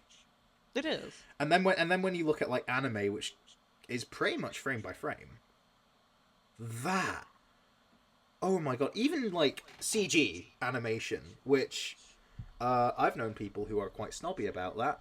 They are Hmm. wrong. Like, sometimes, yeah, it's easier to do CG. Sometimes, stylistically, you choose it. Either Hmm. way, it's still a difficult medium. Yes, very much It's so. not easy, so calling it lazy is bad. Yeah. Like, all of it takes time, effort, skill, you know. Yeah. Doing that and making a video game, maybe cut Game Freak some slack, people. Exactly. Is, yeah. Which is I've why also, yeah. which is why only in my most insane moments I'm like, maybe I'll start animating. No, I'm not. No. No. Like, I've people have asked me, is CRONEO ever going to become a game? And I'm like, I barely have time to make videos. Like, Hmm. I'm not going to be able to make a game. And Right. some people think, oh, have you, you've done the hard part already. Uh, If you think making a game's easy, make one. But no, even, even RPG Maker requires some, like, skill. Very much so, yeah. Yeah, Unity requires a lot of skill too. yeah, Um, and yeah, know-how, and like it just requires a lot. yeah. Designs being that BDSP good. turned out the way it was because a lot of skill was required, which they Hmm. had, but they didn't Hmm. have enough time to, like, Yeah. refine that skill and hone that skill because they had to start again from scratch around the time of the announcement. Hmm. So my issues with BDSP are purely game design. I think people are way too harsh on it in terms of most of their criticisms with it. Hmm. Although I mean, it was unfortunate, and I don't disagree with the initial criticisms, but I feel like saying Ilka shouldn't develop another game, I feel like, is completely unreasonable. Right. They should at least be able to try again. Yeah. But I know. that's a whole discussion about Pokemon community in general. Oh yeah, absolutely. But Another podcast. I guess a lot of that shift in focus of not just design but overall perception of Pokemon as a franchise must have changed. Must have changed the perception of Fakemon creation, I guess. Absolutely. Because like it's hard to really say because I was still very young when I was like Hmm. watching all the shift happen, but especially after I got on like DeviantArt in the I would say golden days. Hmm. There were when there were still like lots and lots of Fakemon creators around. You could absolutely see like people just kind of like making what I described as like element plus animals or things that were just cool with like like low concepts, you could see like people like after like Gen 4 or Gen 5 got Yeah. announced, they would go back and like fix those old designs because like they liked them and there could be more done with them. Yeah. Um, I absolutely loved seeing like kind of the evolution of it, and shout out to Dark Sylvania because he's been there since like the very beginning. Yeah. I very much remember like going on to the family computer and like looking him up on DeviantArt and just like seeing a lot of his old fake mod, which were still really really good even back then. Those were some of like the best fake mod, and the fact that he's still around today, oh my god, Yeah. so cool. Yeah. Hmm. I guess another thing is that I feel like a lot of people in the Fakemon community, like that I've seen, um and it's a mindset that I should really be into more, Hmm. but I know what mindset works for me Yeah. now. Um and that's I mean, I guess my problem early on was that I kind of wanted to well, because I worked deadlines and stuff for Hmm. YouTube content. I was kind of wanting to rush things, which kind of meant that I didn't get the right artist initially for the CRONEO Patrat line. Hmm. Uh, but thing is about the Fakemon community, Hmm. something's only done. A Fakemon's only done when you say it's done, and even then, is it? You Uh, can always go back to it later. You yeah. know. Yeah. I mean, Uh, there's an art. It's an art more than a science. Well, yeah, the whole thing's an art more than a science. hmm. But like, the idea of knowing when to quit is an art more than a science, or when to Hmm. stop doing something. Yeah. But at the same time, the door can always be reopened, no matter when you close it. Hmm. So, and it's interesting to hear you say about when Gen 4 came out, people went back and redid their mon because Gen 4 definitely hit different. Oh yeah, Like Gen absolutely. 3 was like there's nothing quite like Gen 3, but there's also nothing quite like Gen 4 when it Hmm. comes to the decks. It definitely it felt like a sort of it like I mean then again, it's because there was a more dramatic leap in hardware. Gen Yeah. 1 to Gen 2 was just a change in color, but realistically, all that meant was that you could have slightly more contrasting colors Hmm. because the way they did that in Gen 1 was contrast the different shades. Yeah. If you wanted color, you had the anime for that. Hmm. In Gen 2, you only had a limited amount of color. But the thing is, they knew what the Game Boy Color was going to be anyway, because Pokemon came out after the Game Boy Color released. Hmm. But it was still for the Game Boy. So I think they just kind of knew that they should limit the amount of colors they had, and then the GBA came out, and then they were like, "Let's not do that now. Yeah. Let's do more things." But then the DS was more powerful, so could store more things, Hmm. and that's when or store more data and display more pixels. Hmm. And as a result, I would assume a lot of the let's redo this is because they could like in order to make a Pokemon look more realistic or make a fake one look more realistic to the official Pokemon style. Now the official Pokemon style is a lot more complex because of the sprites being a lot more complex. So I assume that was part of it. Hmm. Yeah. Absolutely. Um, and I have to find it again on Cerebee's site. You can absolutely see kind of like how Gen 4 sort of shifted things because like that was back when leaks and like Korokoro scans were still coming out. Yeah. Um, and a lot of people like oh they took the leaks and they were like trying to like determine like what would be, in Gen 4. But you Mm-hmm. see especially with some of those fake mon that were coming out for like the Gen 4 release, people trying to like predict what was going, you can still kind of see like that low concept thinking that Mm-hmm. then shifted. Like here's the starters, like a fake leak of like starters that were going to be like a different type trio.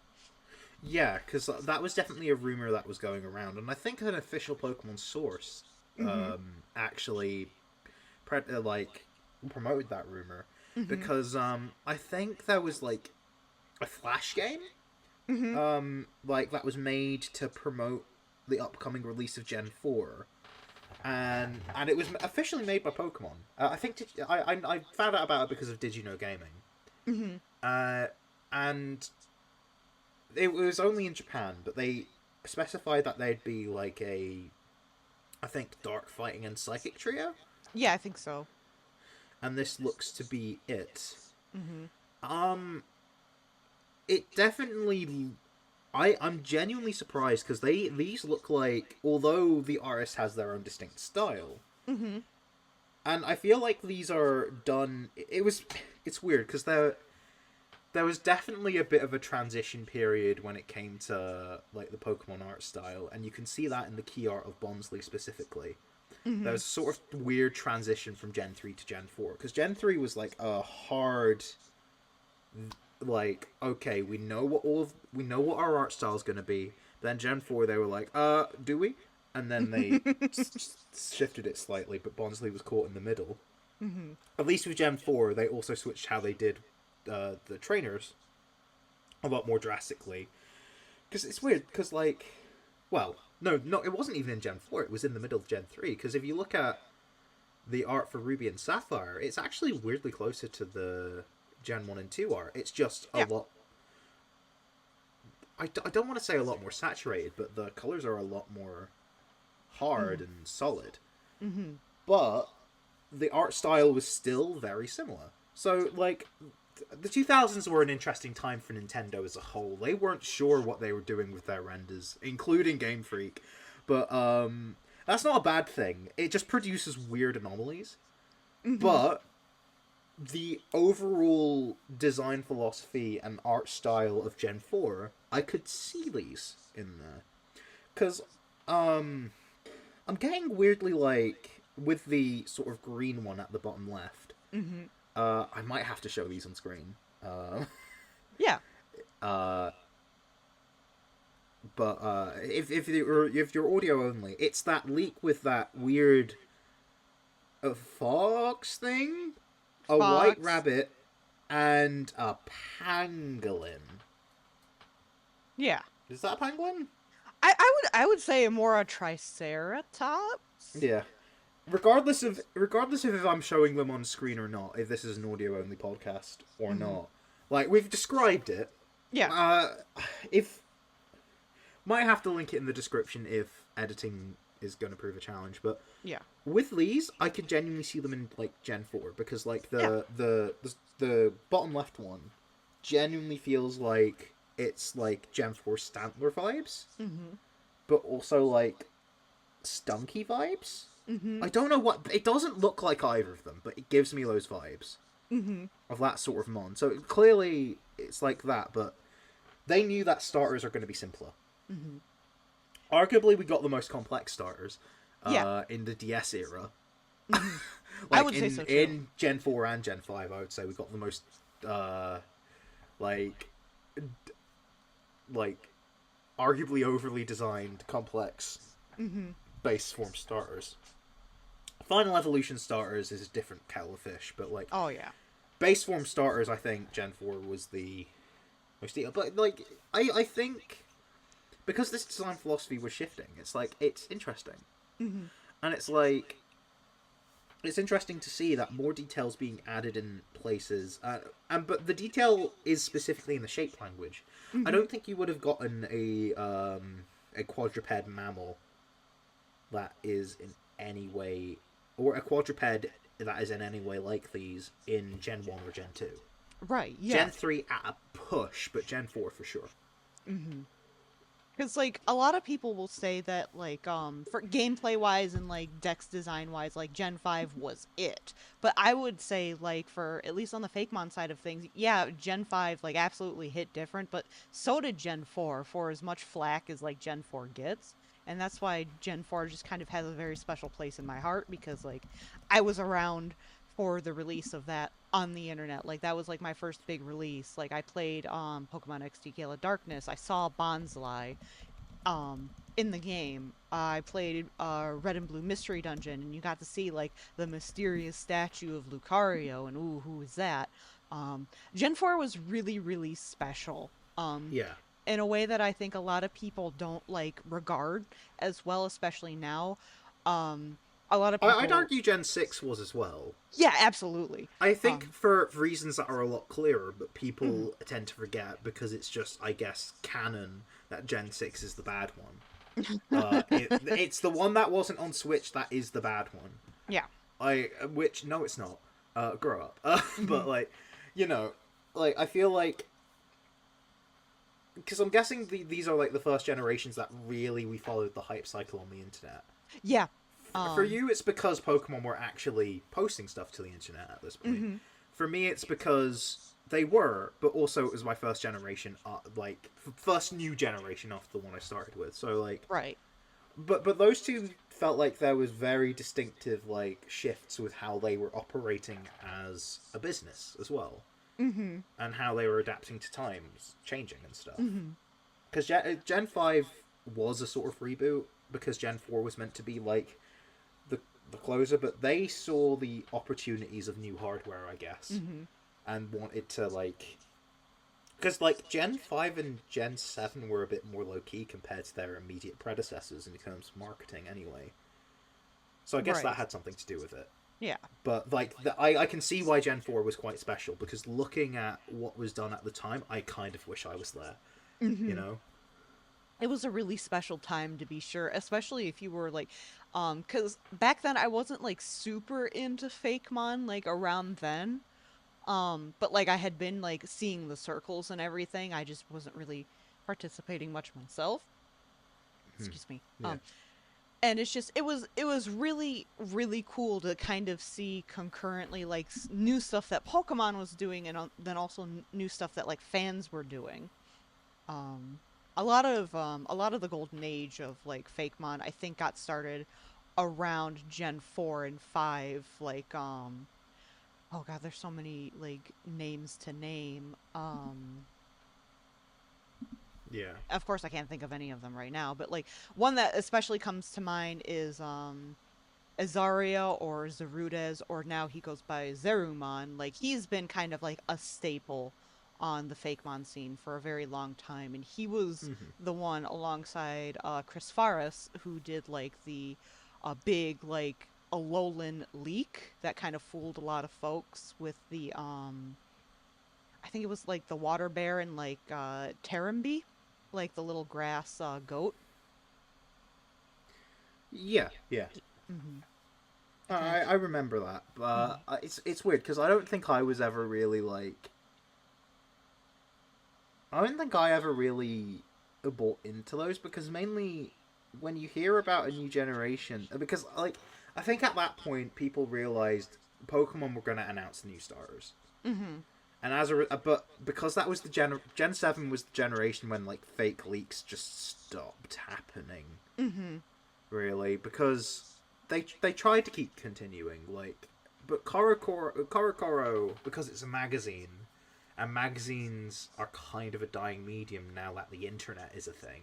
Mm-hmm. And Pokemon were leaning heavily into internet marketing.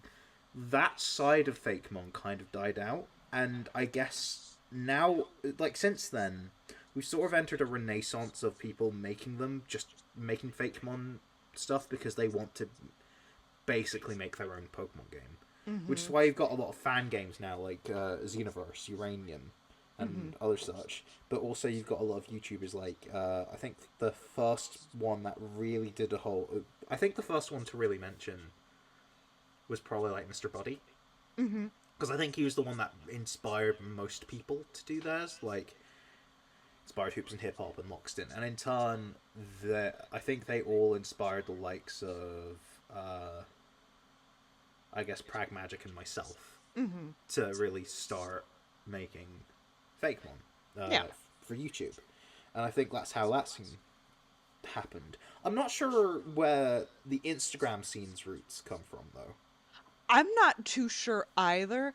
I do remember there just being kind of like, cuz I was on DeviantArt and subsequently Tumblr like at the turn of like the 2010s, Mm-hmm. And a lot of people were posting on DeviantArt and a little bit on Tumblr, but then there was just, I think around like 2014, 2015, there was just such a sudden shift to Instagram, and like I'm not sure why or I how. think I think Instagram was just like the hot new thing, really. Mhm. Because I started my Instagram account in 2013 because like all of my school friends had it, and Instagram Mhm. was like fairly new. It was only a couple of years old at that point. Mhm. So I feel like because Instagram was proving to be maybe even just algorithmically successful, so that you could like, and just more user friendly at that point, perhaps. Mhm. Instagram's not user friendly anymore. Yeah, no. Like it's No, not at not, all. well, at least you can operate it, but it's not really. It's changed so much to not be the thing it was Mhm. because it really wants to be anything else. Right. And but I still think the Fakemon community on Instagram still treat it as if it hadn't changed, myself included. But Mhm. because there's not really any other way you could present Fakemon unless if you just did short form content, Mhm. which I have opinions. As someone who Yeah. makes short form content as well, I have opinions. Mhm. But yeah, like yeah, those that like goat and bear sort of like starter when it Mhm. came to like with that leak. The human characters look. It felt like they look like they're now maturing into adults, Mhm. which kind of makes sense that they'd want to do that, especially considering well, Gen 5 characters were a bit more adult proportioned, so were Yeah. the or closer to adult proportioned anyway. So were the Gen 6 characters. Makes Mhm. sense to continue that trend, especially as Pokemon's entering its 20th anniversary. Yeah.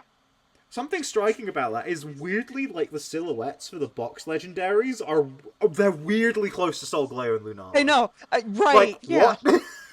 Like because you showed me in the Discord chat and I'm like they don't look like Solgaleo and Lunala, but they look like a sort of like if the description of Solgaleo and Lunala was given to someone and they had to play like Chinese Whisper, it Mhm. looks like it hasn't been distorted that much. Right. Like Exactly. it's like there have been Google Translates that have gotten further away from this. Mhm. Like, you know what I mean? Like, what? Yeah. Yeah, Like they were pretty spot on at least with like the silhouettes. Like yeah, now we know that it's not that, but like it's kind of yeah, close.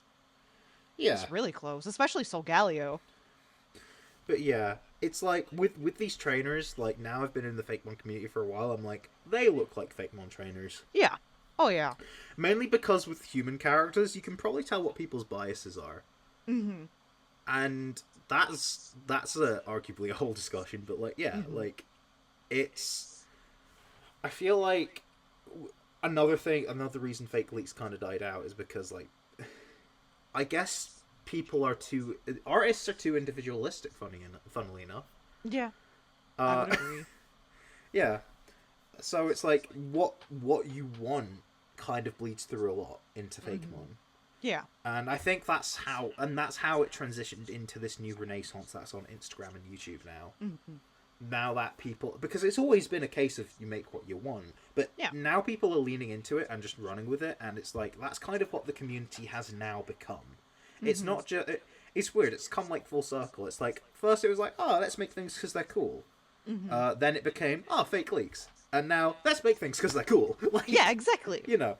And so it's like, but it's definitely a different tone now because it's Mhm. very much like, well, now it's big enough where it's like people people are now going, okay, I'm going to make a whole region rather than just a whole dex. I'm Mhm. going to make a world because the philosophy behind Pokemon has changed and now is becoming more understood. Because a lot Mhm. of people make theory content now. Mhm. Like, I know he doesn't make. I know he's retired now, but Birdkeeper Toby, Mhm. he's you know he made a lot of lore videos. Luxin made a lot of like game design or I guess like game design philosophy videos when it came to Pokemon.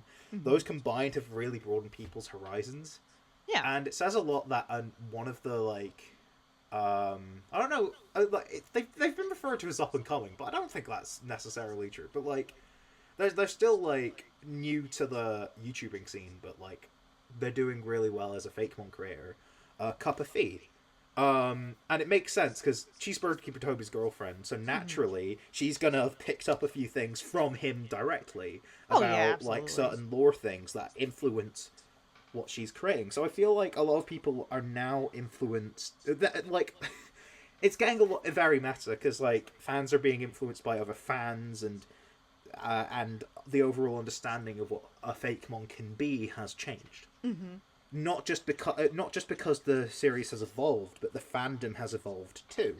Mm-hmm. And grown up too in a lot of like. There's obviously like there's still like kids and teens and like late teens in the fandom, but especially a lot of people who have been doing it for so long, they've kind of grown up, and some people kind of now want to like, okay, I got my start doing this, but now I kind of want to do my own thing. I want to kind of break away from Pokemon because my ideas about what like a Pokemon world should be are very, very different, and I just want to do my own thing now. Yeah, I feel like some Fakemon creators are still like, I want this to be Pokemon because I want Pokemon to be this. Mm-hmm. But some people are like, I feel like I might want to make this my own series itself and don't want to get sued. Mm-hmm. Looking at a particular Nortist. Yeah. but he's not the only one. He's just the only example I could think of right then and there. But then again, I think Mr. Body's kind of like that with Bodymon. Yes. He very much is like doing his own thing now, and he's been kind of like quietly plugging away at it, and like I really can't wait to see like what comes of it, and I really hope that it does very well for him because I know that he's been working on it so long, and like, you know, funds not being like infinite, you know, I really hope it does work out for him. Yeah. But I suppose like I think the only reason why I'm still like, no, this is Fakemon, this is Pokemon, is because like I think I'm very like, it's so close to the Pokemon formula already, and the idea of a regional variant has I think regional variants brought a lot of new life. Mm-hmm. For better and for worse, in the Fakemon community. Yes, very much so. Yeah. Sorry for the cough. Oh, no, you're fine. But yeah, better and for worse in the Fakemon community, because I feel like a really good regional variant like everyone loves regional variants. They love seeing old but new. Yeah. But I feel like a really good regional variant kind of, like, if you're someone that's a bit snobbish about everything has to be original or as much original as possible, a really good regional variant kind of justifies itself more than if it was brand new. Yeah.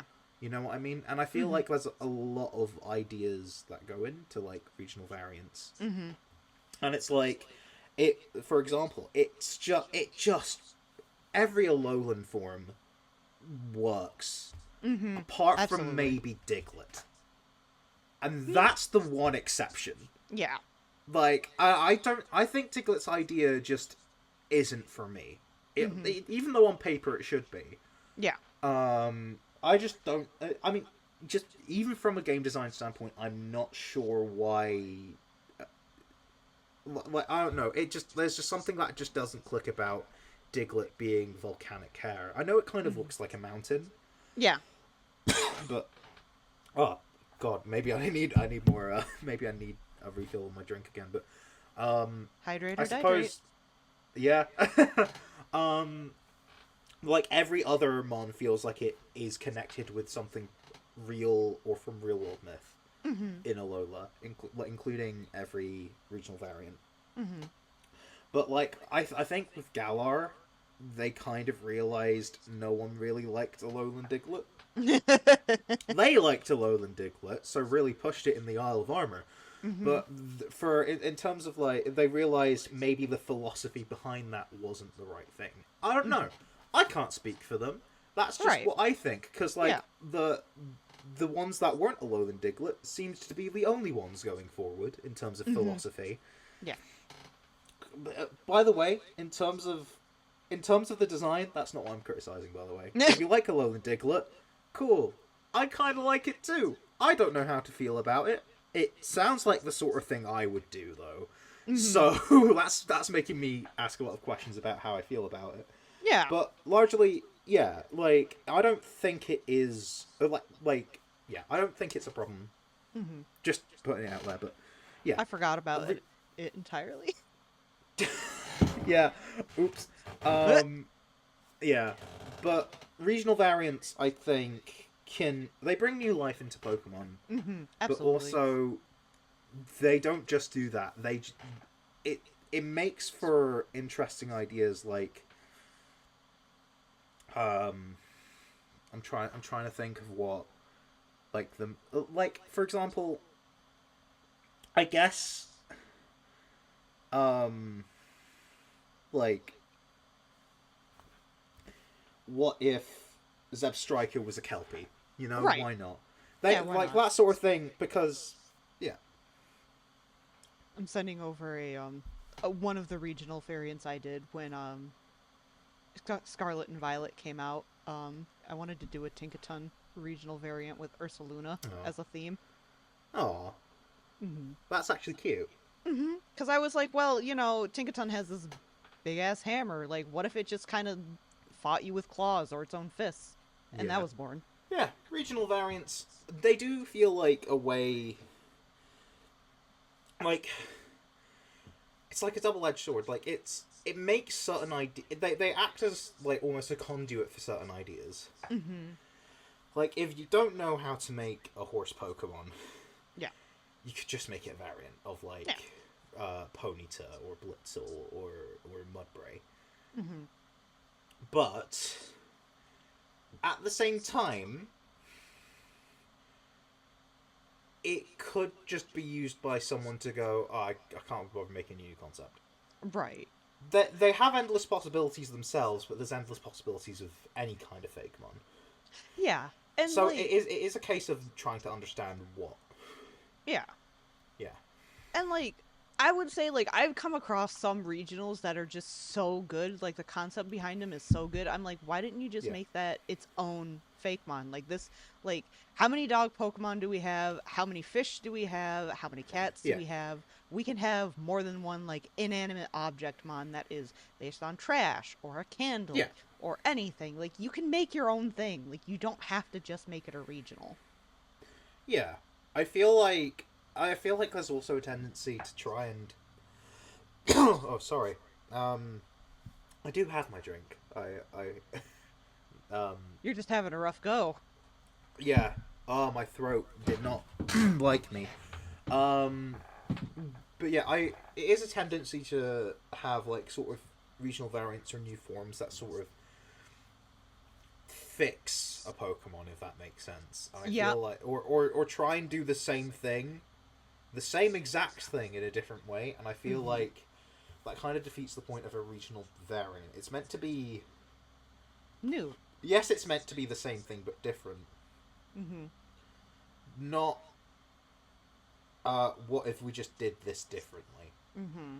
You know, it's meant to be like I was about to say, oh, it's meant to be plausible, like to understand how this could be this way. It doesn't have to be. Mm-hmm. Like I do think a regional variant can be inexplicable as long as it fits. I Yeah. feel like if you're doing a regional variant, right? I Mm-hmm. feel like people have regional variants being a thing kind of replaced what type swaps were. Yeah. Because I may have not been massive into the Fakemon community um, until Gen 8, but I Mm-hmm. saw like what glimpses of it before regional variants were a thing, Mm-hmm. and type swaps were a popular thing. Yep. Um, Type swaps and like it was a little bit of a trend. It was like, oh, because like the breeding mechanic, like you could have like Zeep Strike and Ponyta like breed, and like you get one or the other depending on who's the mother or father. But people took that like an extra step further, and they would yeah, like actually combine not like a fusion, but like a different like breed of yeah, horse or animal. That was kind of like proto regionals. yeah. I feel like regional variants have now well, they're still sort of like fusions. Yeah. They've always been popular. Yeah. I've never personally really cared too much about the idea of a fusion. I remember really liking the idea when I was a kid, but then when I grew Mm-hmm. up, I'm like, I don't really see the appeal personally. But that's just Mm-hmm. me. Other people do, and that's Mm-hmm. great. Yeah. I say this as like I've got a Fakemon coming up that is a fusion, but it is a fusion more in the way of like how Pokemon has actually done it. Mm-hmm. So I don't think that's hypocritical, but like largely just like something like Infinite Fusion doesn't appeal to Yeah. me, Yeah. but something like Curem and Necrozma Right. Yeah. kind of does. But then again, I'm very like I personally think that if I'm not fond of something, I don't mind there being like a sort of finite amount of it happening. Yeah. Like, because it makes it unique, you know. Mm-hmm. Um, Absolutely. but then again, doing it too much might make it not feel unique. But like Yeah. at the same time, proportionally to the rest of the decks, it's happening less and less Mm-hmm. technically. Right. But if it's happened twice with it, like if it's happened with two Pokemon, doing it with two other respective Pokemon, that's like 6 times out of the first 1,025. Right. That's not a lot. No, that's not. That's still pretty like rare So and unique. if you're adding another 200 and like 2 of them fuse, Yeah. okay, cool. That's technically a slightly lower percentage. But yeah, like I personally don't. Yeah, I was only really bringing up fusions because like they're still a thing, but type swaps aren't because they're just called variants or convergence now. Yeah. Or whatever you want to call them. If you want to call them a regional fake, Lookalikes. I think that sounds kind of silly. Yeah. Yeah. But I know where that comes from. I was there. But I was there. I saw the texts be written, but like that's just not what the community at large decided to call them when they became official, like officially confirmed. That's just leak speak, and it's just like like I can understand how that might not be able to be shaken off, but like I've seen people who don't like leaks call them regional fakes. I'm like, really? Anyway, that's a tangent. Yeah, those, like type swap Pokemon now are not what they used to be, and I feel like, and everything gets lumped together into being called a variant or convergent. I feel like some people, I personally think we should bring back the term type swap, but they can be as different. It's just if they're not themed around a region, why can we call them regional variants? Convergents are basically shorthand for, like, Bulbapedia calls it ecologically similar Pokemon because that's what the Pokedex says. Yeah. And it's convergent evolution, where something that lives somewhere else but in a similar environment has converged to have similar features. Right. But that whole history behind all of the terminology, including regional fakes, actually, all of the terminology you could use to describe it, is very much region specific. So I'm a pedant. I think we should just call them type swaps from now on. Yeah. But outside of things that are variants and convergence, obviously. But yeah, like that kind of shift has kind of realizing that has made me go, oh yeah, actually, nuts. Maybe we should bring back some older sentiments. Yeah. Wow, am I sounding like a Fakemon equivalent of a conservative right now? Oh, we should bring back. We should make it like the old times. Not everything. Like moderately conservative. Like I have an idea that's a bit conservative. I'm not a regressive, but you know, it was good before all of this silly stuff happened. I also think like it's not like brought up very much anywhere because like there are like so many new like fans to Pokemon that probably never got to experience like type swaps, but like there are, and probably like some old titans of the Fakemon community just don't do them anymore. So like nobody new is like exposed to type swaps. But they're just called variants now, which isn't it's harmless, but like, you know. I do feel like that kind of waters down what a variant is. uh, as a result. So I'm not against the term existing. Yeah.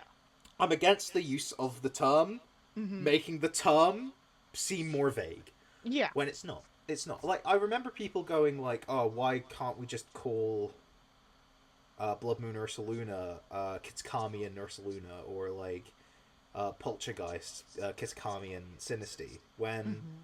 one of them, like, because like a regional variant is a kind of type swap. Yeah. That's the thing, and Blood Moon Ursaluna isn't that. That's why we didn't call it like Hisuian Basculin. It was White Strike Basculin. Yeah. Nothing to do with its design. It just really likes Seven Nation Army. Mm-hmm. But I always make that joke. It's but a yeah, joke. I will always make that joke. But yeah, and I think Pokemon not really giving a sort of entire like official statement canonically as to what they are, other than, oh, it's just what they look like here. Yeah. Like, they've been vague about it because realistically I don't think they should have to be detailed, but as a result of that, people are kind of just running with it, running with it the way they wish, which, I mean, yeah, we've just said is good for Fakemon, but like a regional form and a convergent, they're different things. Some people don't see it that way. Mm-hmm. And also some people just see any type swap as a regional variant. Mm-hmm. And it just... And as a result, they also don't really pay attention to any of the new designs as well, which is a shame, because like, although I like a lot of the Galar variants, there's a lot more non-variants in Galar, and I love the Galar decks. So like, it's like, sure, what dark type are you gonna catch on Route 2 of Galar? Are you gonna catch Nickit, or are you gonna catch Zigzagoon? I think we all know you're gonna catch Zigzagoon. Yeah. Because it's... but that... I would have caught it even if Zigzagoon hadn't existed before, because I just like its design more. Mm-hmm. But, because it's just a good idea to make that a variant, you know? Mm-hmm. And I don't think it really has too much to do with the fact that it is a variant, as to why I like it. But it wouldn't be the way it is without it being a variant. But it isn't the inherent reason why I like it, I don't think. Right. That's the thing. I think regional variants, if you want to do them right, which there isn't a way to really do them wrong, I guess, unless if you're just categorically doing something like contradictory to what it is. Yeah. But like, in order to make one that really works, you just kind of need to make it have to be a variant. Yeah. Or at least if it could be its own thing, it kind of benefits from being a variant. Mm-hmm. You know? Or at least it adds flavor that wouldn't otherwise be there. Right. You know? Like, I think any old person could do a Kelpie Pokemon, but a Kelpie Substriker, for example? Mm-hmm. Yeah. What do you think? What do you think about the variant talk? And I'm going to try and find a way to segue that into actually asking proper questions, because we went on a tangent. What a tangent, Like, the podcast. Like, like, have you made any variants yourself? I've made like regional forms of stuff, but like convergence, variants, whatever you want to call them, lookalikes, I really do kind of struggle with those. Just because when I said variants, I was more meaning like the regional forms themselves. So something like you know like Galarian Corsola, or like Alolan Vulpix, those sorts of things. Yeah, I wasn't meaning like Poltergeist or Wiglet. Yeah, but we can discuss them as well. Yeah. But well, convergence I struggle with, but like I have made a couple regional variants, and I'll kind of link the ones that I can find in my very, very messy like file organization. But yeah, I've made like a couple here and there. Not very many, simply because I enjoy kind of focusing on making like more unique things, and I kind of want to get like my more unique ideas out first. Yes. Yes. Because, like, if I could, I would, like, here's a regional, Centrant I made with, like, a regional evolution, final Evo. Ooh, Like, Centrant, Furret, Sneakrit. Like, all right. Sneak, yeah. Sneak, Secret, yeah. Um, Yeah, I like that. it's cute. Like, I like doing it, but I feel like, I don't know, it's harder, quote unquote. Because, like, I want to pay homage to, like, the original Pokemon I'm Hmm. doing, but also I want to do my own thing, so, like, I may get ideas on occasion and I'll promptly forget them because Yeah, I got other things I want to do. Like, my big thing right now is making a bunch of, like, different fossil mons, and yeah, what I do with those is, like, I have three distinct forms that a fossil can come in: intact, damaged, and fragmented. And you can get a different Pokemon or different Fakemon from any of those. that Um, is very interesting. Like, hmm it kind of reminds me how Galar did it, yeah, but like the philosophy of being like different to what it was before. hmm and I'll even link, because I have up on my Instagram, which we'll probably link in the description or whatever. Um, I do have, like, my spinal fossil. They're all up on Instagram. So, like, there's the All right. intact form. The damaged form needs some retweaking. Just Yeah. new art. And then the fragmented form, which is probably my most popular because I did submit that to True Green 7 to give me criticism on, and he gave me some very good criticism, especially on, like, the complexity of it. uh Complexity is just kind of my bread and butter, so, like, it Oh, was yeah, I good remember advice. that one. I Yeah. remember that one. That's Yeah, mine. yeah. It's, yeah, I like that one. Thank you. I like it too.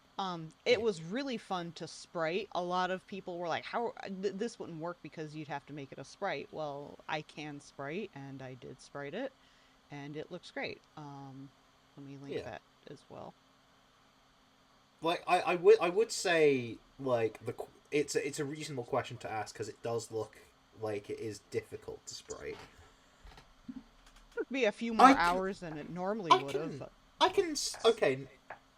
It does look like when you sprited it, it did simplify slightly, slightly, but all of yes. the elements were there, Mm-hmm. and the spirit of it was intact, which I Mm-hmm. think is just a case of spriting any Pokemon really.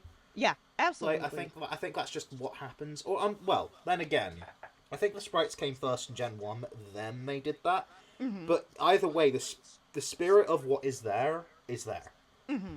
The design elements are there. Heck, it's more consistent with its design elements than a lot of Gen 1 was. But then again, with Gen 1, they were kind of panicking for 5 years.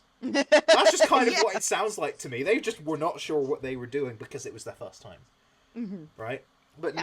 now they've got a sort of formula. We can try and use that ourselves, you know? Exactly. But yeah, so that's kind of like, to wrap the question back around. Yes. I convergence regionals, like that kind of brand of fake mon. I don't do it very often. Yeah. I just don't do it because, like, I want to do my own thing. The only one that I also think that was probably my most popular set of, like, regionals were my slowpokes. And that was because my husband, he loves slowpoke. It's his favorite Pokemon, and I wanted Yeah. to do something in, like, the punk and, like, Ooh. almost like Yakuza, like, sort of line with it, because I thought it would fit really well. Yeah. And so that's why I made regionals of slowpoke specifically.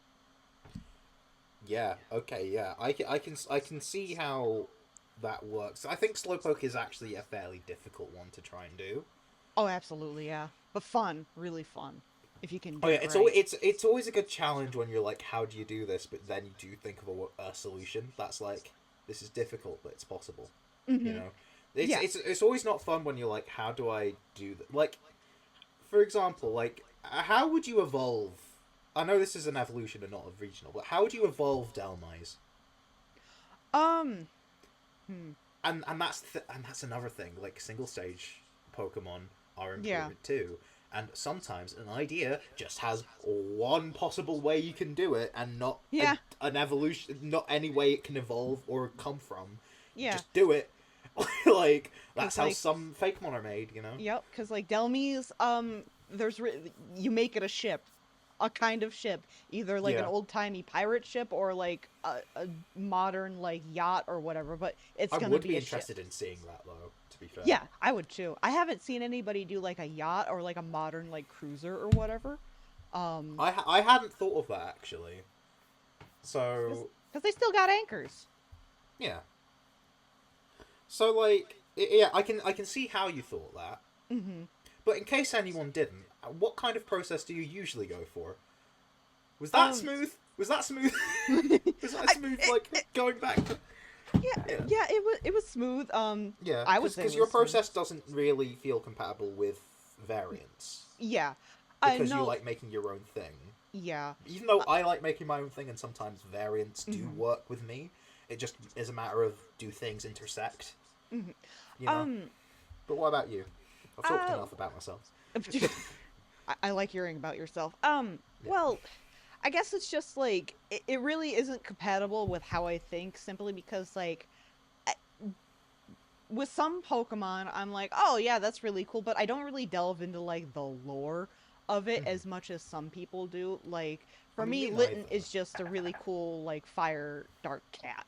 But for some people, it's like sulfur, brimstone. It has all of these connections to alchemy and stuff. And like, yeah, that's really cool. I'm not seeing it. I'm just seeing a really cute cat. Yeah. So sometimes, like, if I get an idea for a Pokemon, like, regional or whatever, like, I'll talk about it. And some people will be like, well, that doesn't make sense with this, this, and this. And I'm like, well, I don't want to do the idea now. So... I personally don't really... Like, here's the thing. I like the idea of having feedback and criticism, but usually when people do it, they're not very kind about it. And that's the thing. And usually they come... I tend to find they come from a sort of misguided understanding of how to make a Pokemon. Like, for example, like, I did a regional variant of an Ultra Beast.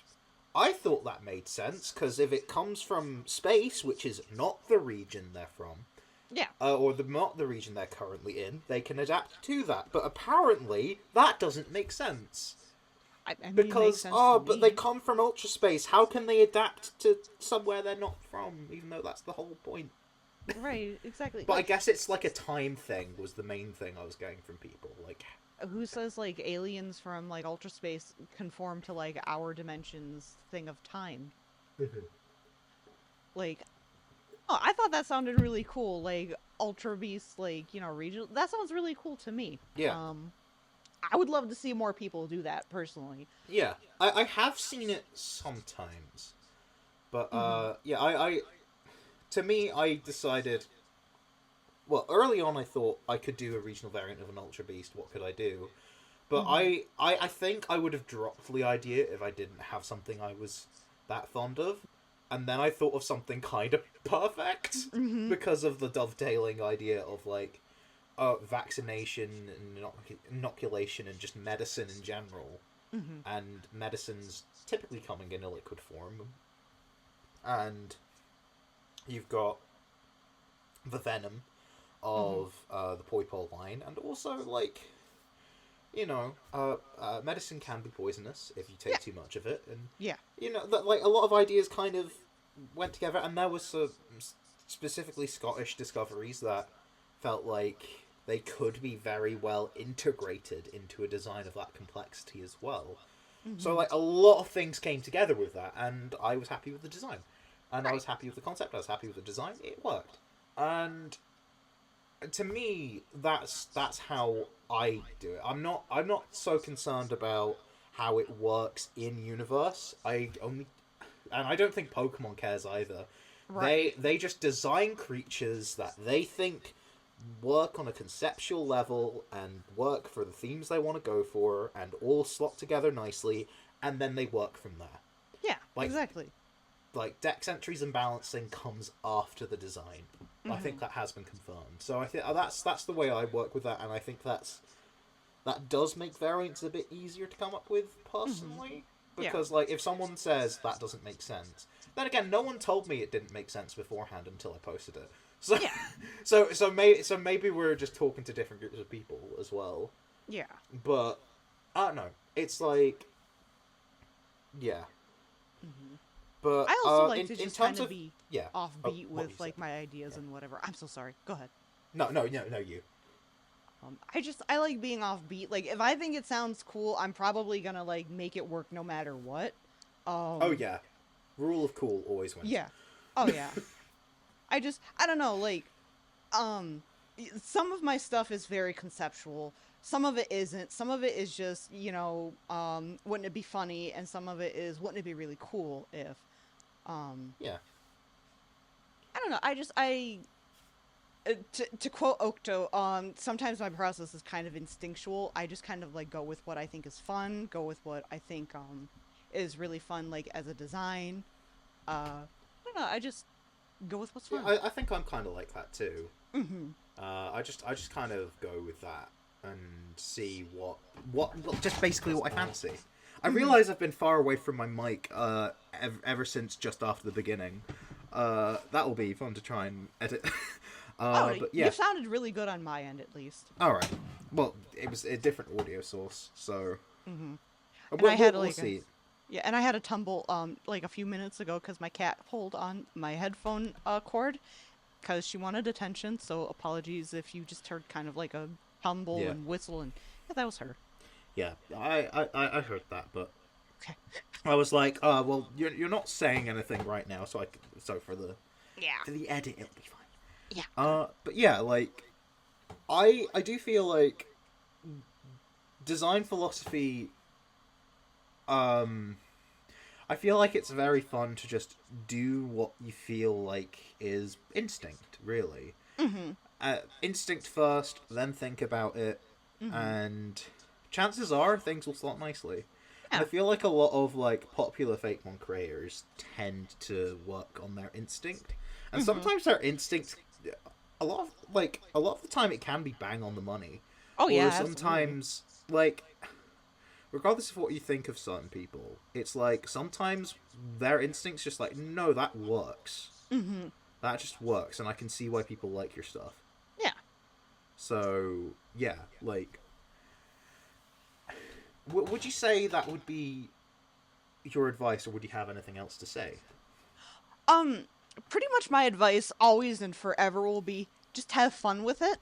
Yeah. But I think that that's very general advice that doesn't help many people because a lot of people I tell that to, they're like, well, yeah, I'm trying to have fun, but like, I want really real advice. I would say get a group of people that like you really, really trust to give you constructive feedback and constructive criticism, who aren't afraid to tell you like, yeah, no, this sucks, or yeah, no, this is really good, and just work with folks like that. Because if you're going to like make art or make any sort of like art in any sort of medium, you're not going to please everybody. There will be people who will be like, oh, this is too complicated. Oh, this is too simple. Oh, I don't get this. This isn't Pokemon enough. Mhm. Have fun. Get a group of people that you vibe with. Have them, like, give you feedback, constructive criticism, and just you know, do your own Yeah. thing. Because you, like you said earlier, Matt, your audience will find you. And Mhm. very much on the art side of things, it's very random when you get a spike in popularity. Yeah. Um, to be seen is like, it's random. Um, I can't even really remember what exactly I think it was actually my the one that I submitted to True Green 7. I submitted that one to him because that was the Fakemon that really like put me on the sphere, especially like in the Twitter space. Mhm. Um that was the one that did. A lot of people thought that was really, really cool. And I wanted to see what, a big Fakemon creator thought of it. And he absolutely told me what he thought of it. And I'm still very, very thankful to him for that. Yeah. Um, but it's random. Mhm. Just get a little close group of friends. Have fun, life is what you make of it. Have fun doing it, Yeah. I feel like if you want to give constructive criticism to people, Mm-hmm. I would say the best person to watch to like gather like good intel on how to constructively criticize Mm-hmm. is Ron. Like, because Yeah. True Green 7, he criticizes people, but he's not saying anything's bad, Right. and you can't really say this doesn't look like a Pokemon, Mm-hmm. because guess what? What's a Pokemon Anything is can. always changing.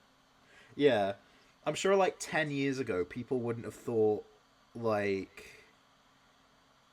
like Revavroom would have Yeah. looked like a Pokemon. Oh yeah, But absolutely. Or you know, Cerulege. oh yeah, and but that Pokemon look like that now Mm-hmm. because those are Pokemon. So you can't really say, oh, Pokemon would never do something like that Mm-hmm. because they very well might.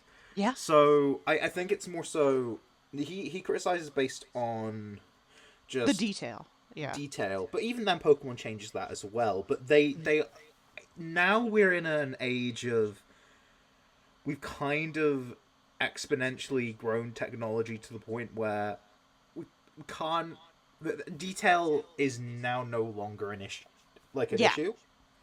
Like look at Now it's a case of Eternatus. style, Yeah. and it's like Pokemon are pretty consistent in how much detail they add now Yeah. and where they add that detail. Mm-hmm. So I do feel like now, like, because I don't think Ron's criticisms would have really worked all too much, like, entirely 20 years ago. Mm-hmm. I do definitely think his, like, big forehead equals cute works. Mm-hmm. Like, Absolutely. because that's been what Pokemon's been doing since Gen 1. Yeah. So, yeah. Um, but I think his advice is solid, but the way he does it isn't trying to say, this is bad, this sucks. Mm-hmm.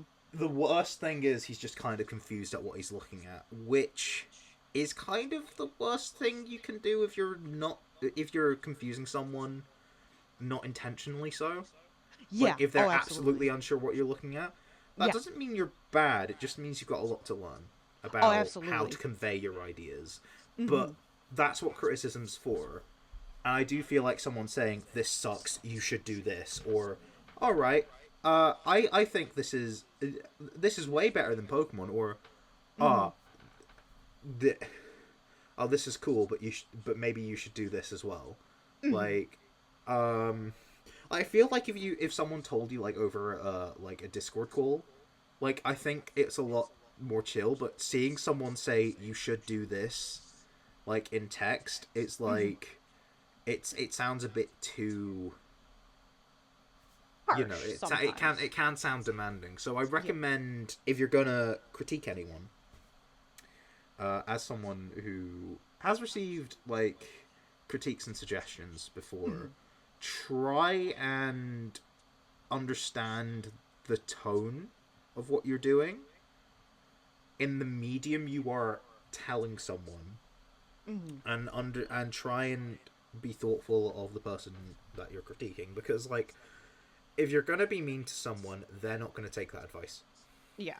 No. They're Yeah. gonna be they're either gonna be discouraged, which if that's what you want, you're a dick, uh, or they're gonna be, or they're just gonna dismiss it as, oh, that's just a hater, Mm-hmm. even if you're being genuine. So it's like, if you genuinely want someone to improve, Mm-hmm. try and make sure you don't come across as mean, even if you're not intending to be. It Mm-hmm. can come across that way. Right. That would be my advice for critiques, because I think that is also important as well as like advice for creativity. Mm-hmm. I think that's everything we really wanted to say. Well, we had some other questions, but I feel like This has gone on for a bit long, and I've said everything. Yeah, I've Yeah. said everything I wanted to say. Have you said everything you wanted to say? I'll let Mm-hmm. you close off on like one last bit of anything if you want, and then Um, we'll end it. I can't really think of anything else to really say. I pretty much said my piece. Um, other than like thank you for having me and like thank you for like agreeing to like do this with me. I think this will be Yeah. incredibly fun. And I'm looking forward to doing more episodes where we just like talk, you know, about things Yeah. going on in fandom or just like about whatever. And I'm really excited for us to start like inviting Yeah. guests to interview. And but yeah, that's pretty much all I wanted to say, and that I'm looking forward to potentially having more guests on, and Yeah. I'm looking forward to continuing doing a podcast with you, just shooting the shit or whatever. Yeah. This I is mean, fun. heck, we could just do like discussions on, say, um, I guess, like, because I've got like I already dropped like an idea or two about other discussions we could have, like, oh, Hmm. like the idea of scrapping something, or Yeah, like, or something else that I think I suggested. I think I suggested something else, but by now I've fan forgotten. types. Oh yeah, fan types. Yeah, I think fan Mhm. types are a whole. Like, I do think it's an interesting discussion to have as well. Mhm. So I think we're probably. I don't know what we're gonna discuss next or who we're gonna discuss with next, but Mhm. um, but yeah, I. Regardless, I hope you'll stay. We're gonna figure out something. Oh yeah, But absolutely. like, this is gonna be a monthly series, so it's like Mhm. we've got time to decide. And if there's any topics you viewers would like us to discuss, drop them in the comments below. Mhm. Um, if there's anyone you'd like us to talk to, we will try. No Mhm. guarantees, but Yep. we, I think Suggest Scarf, folks you're a and lot more connected than I am. oh my god. Uh, Yeah, I'll but reach out. I'll see who all would be like genuinely interested, who has the time, what times they're available. But yeah, I will yeah, be reaching out on my end. yeah, because the thing is, there are Fakemon artists across the world. Mhm. It's hard to get like people from two different time zones, let alone three. Yes. To like triangulate, because we have jobs, Mhm. and also from our accents you can probably guess it's one of us is recording this in the afternoon, the other one's And recording it one of in us is the recording evening, it as we are coming or upon no, the in the afternoon. morning. Yeah. Oh Yeah. wait. Yeah. Yeah. It's not noon. It is not noon yet. It is not noon for you. It is like past 3 for me. So Mhm. you can tell like Yeah. Oh, there's a time difference based on our accents alone, and because there's there's plenty of artists who throughout the world, like there's like a lot mhm. of artists in South America, Mhm. but there's also like plenty in America, some in the UK, some in, like, I think some in Japan, and Oh other yeah. places in Europe as well. So Oh, absolutely. I said that as if Japan's a place in Europe, but you know what I mean. It's not. Um, It's not. it isn't, and it will be like, trust me, it's going to be extremely difficult to try and get someone from like New Zealand Oh, like absolutely. on Yeah. here, mainly because Time 13 zones. hours Yeah. difference between me and them. Oh yes. It wouldn't Oh be as yes. bad between you and them. It would just be a different day, pretty Yes. much, give or take a few hours. But like, it would literally be night and day when it would be recorded. So it's like, That's so bear that fucking in funny. mind, viewers, when you suggest. But we Mhm. will try our darndest to get Mhm. people on. And we did have ideas for potentially like written interviews where say like the language barrier or maybe even the time barrier would prohibit like Yeah, speaking. We can absolutely do like a written interview with the person, and then we could just, speak, the interview out. Like one of us like reads out the yeah, question, the other reads out the answer. yeah, Mhm. yeah. Who knows? We can experiment with that. Yeah. We'll see. Growing pains. Yeah. Uh. Yeah. This episode is a bit more informal. We'll try our best to like tighten things up as we Mhm. notice issues during editing. Mhm. But yeah, I think that's everything. Mhm. That was a really fun like first couple of episodes, and thank you again for Yeah. having me, Matt, and I agreeing to mean, do this this could with all me. just be one episode, just Yeah. you know. Yeah. Depending on how it goes.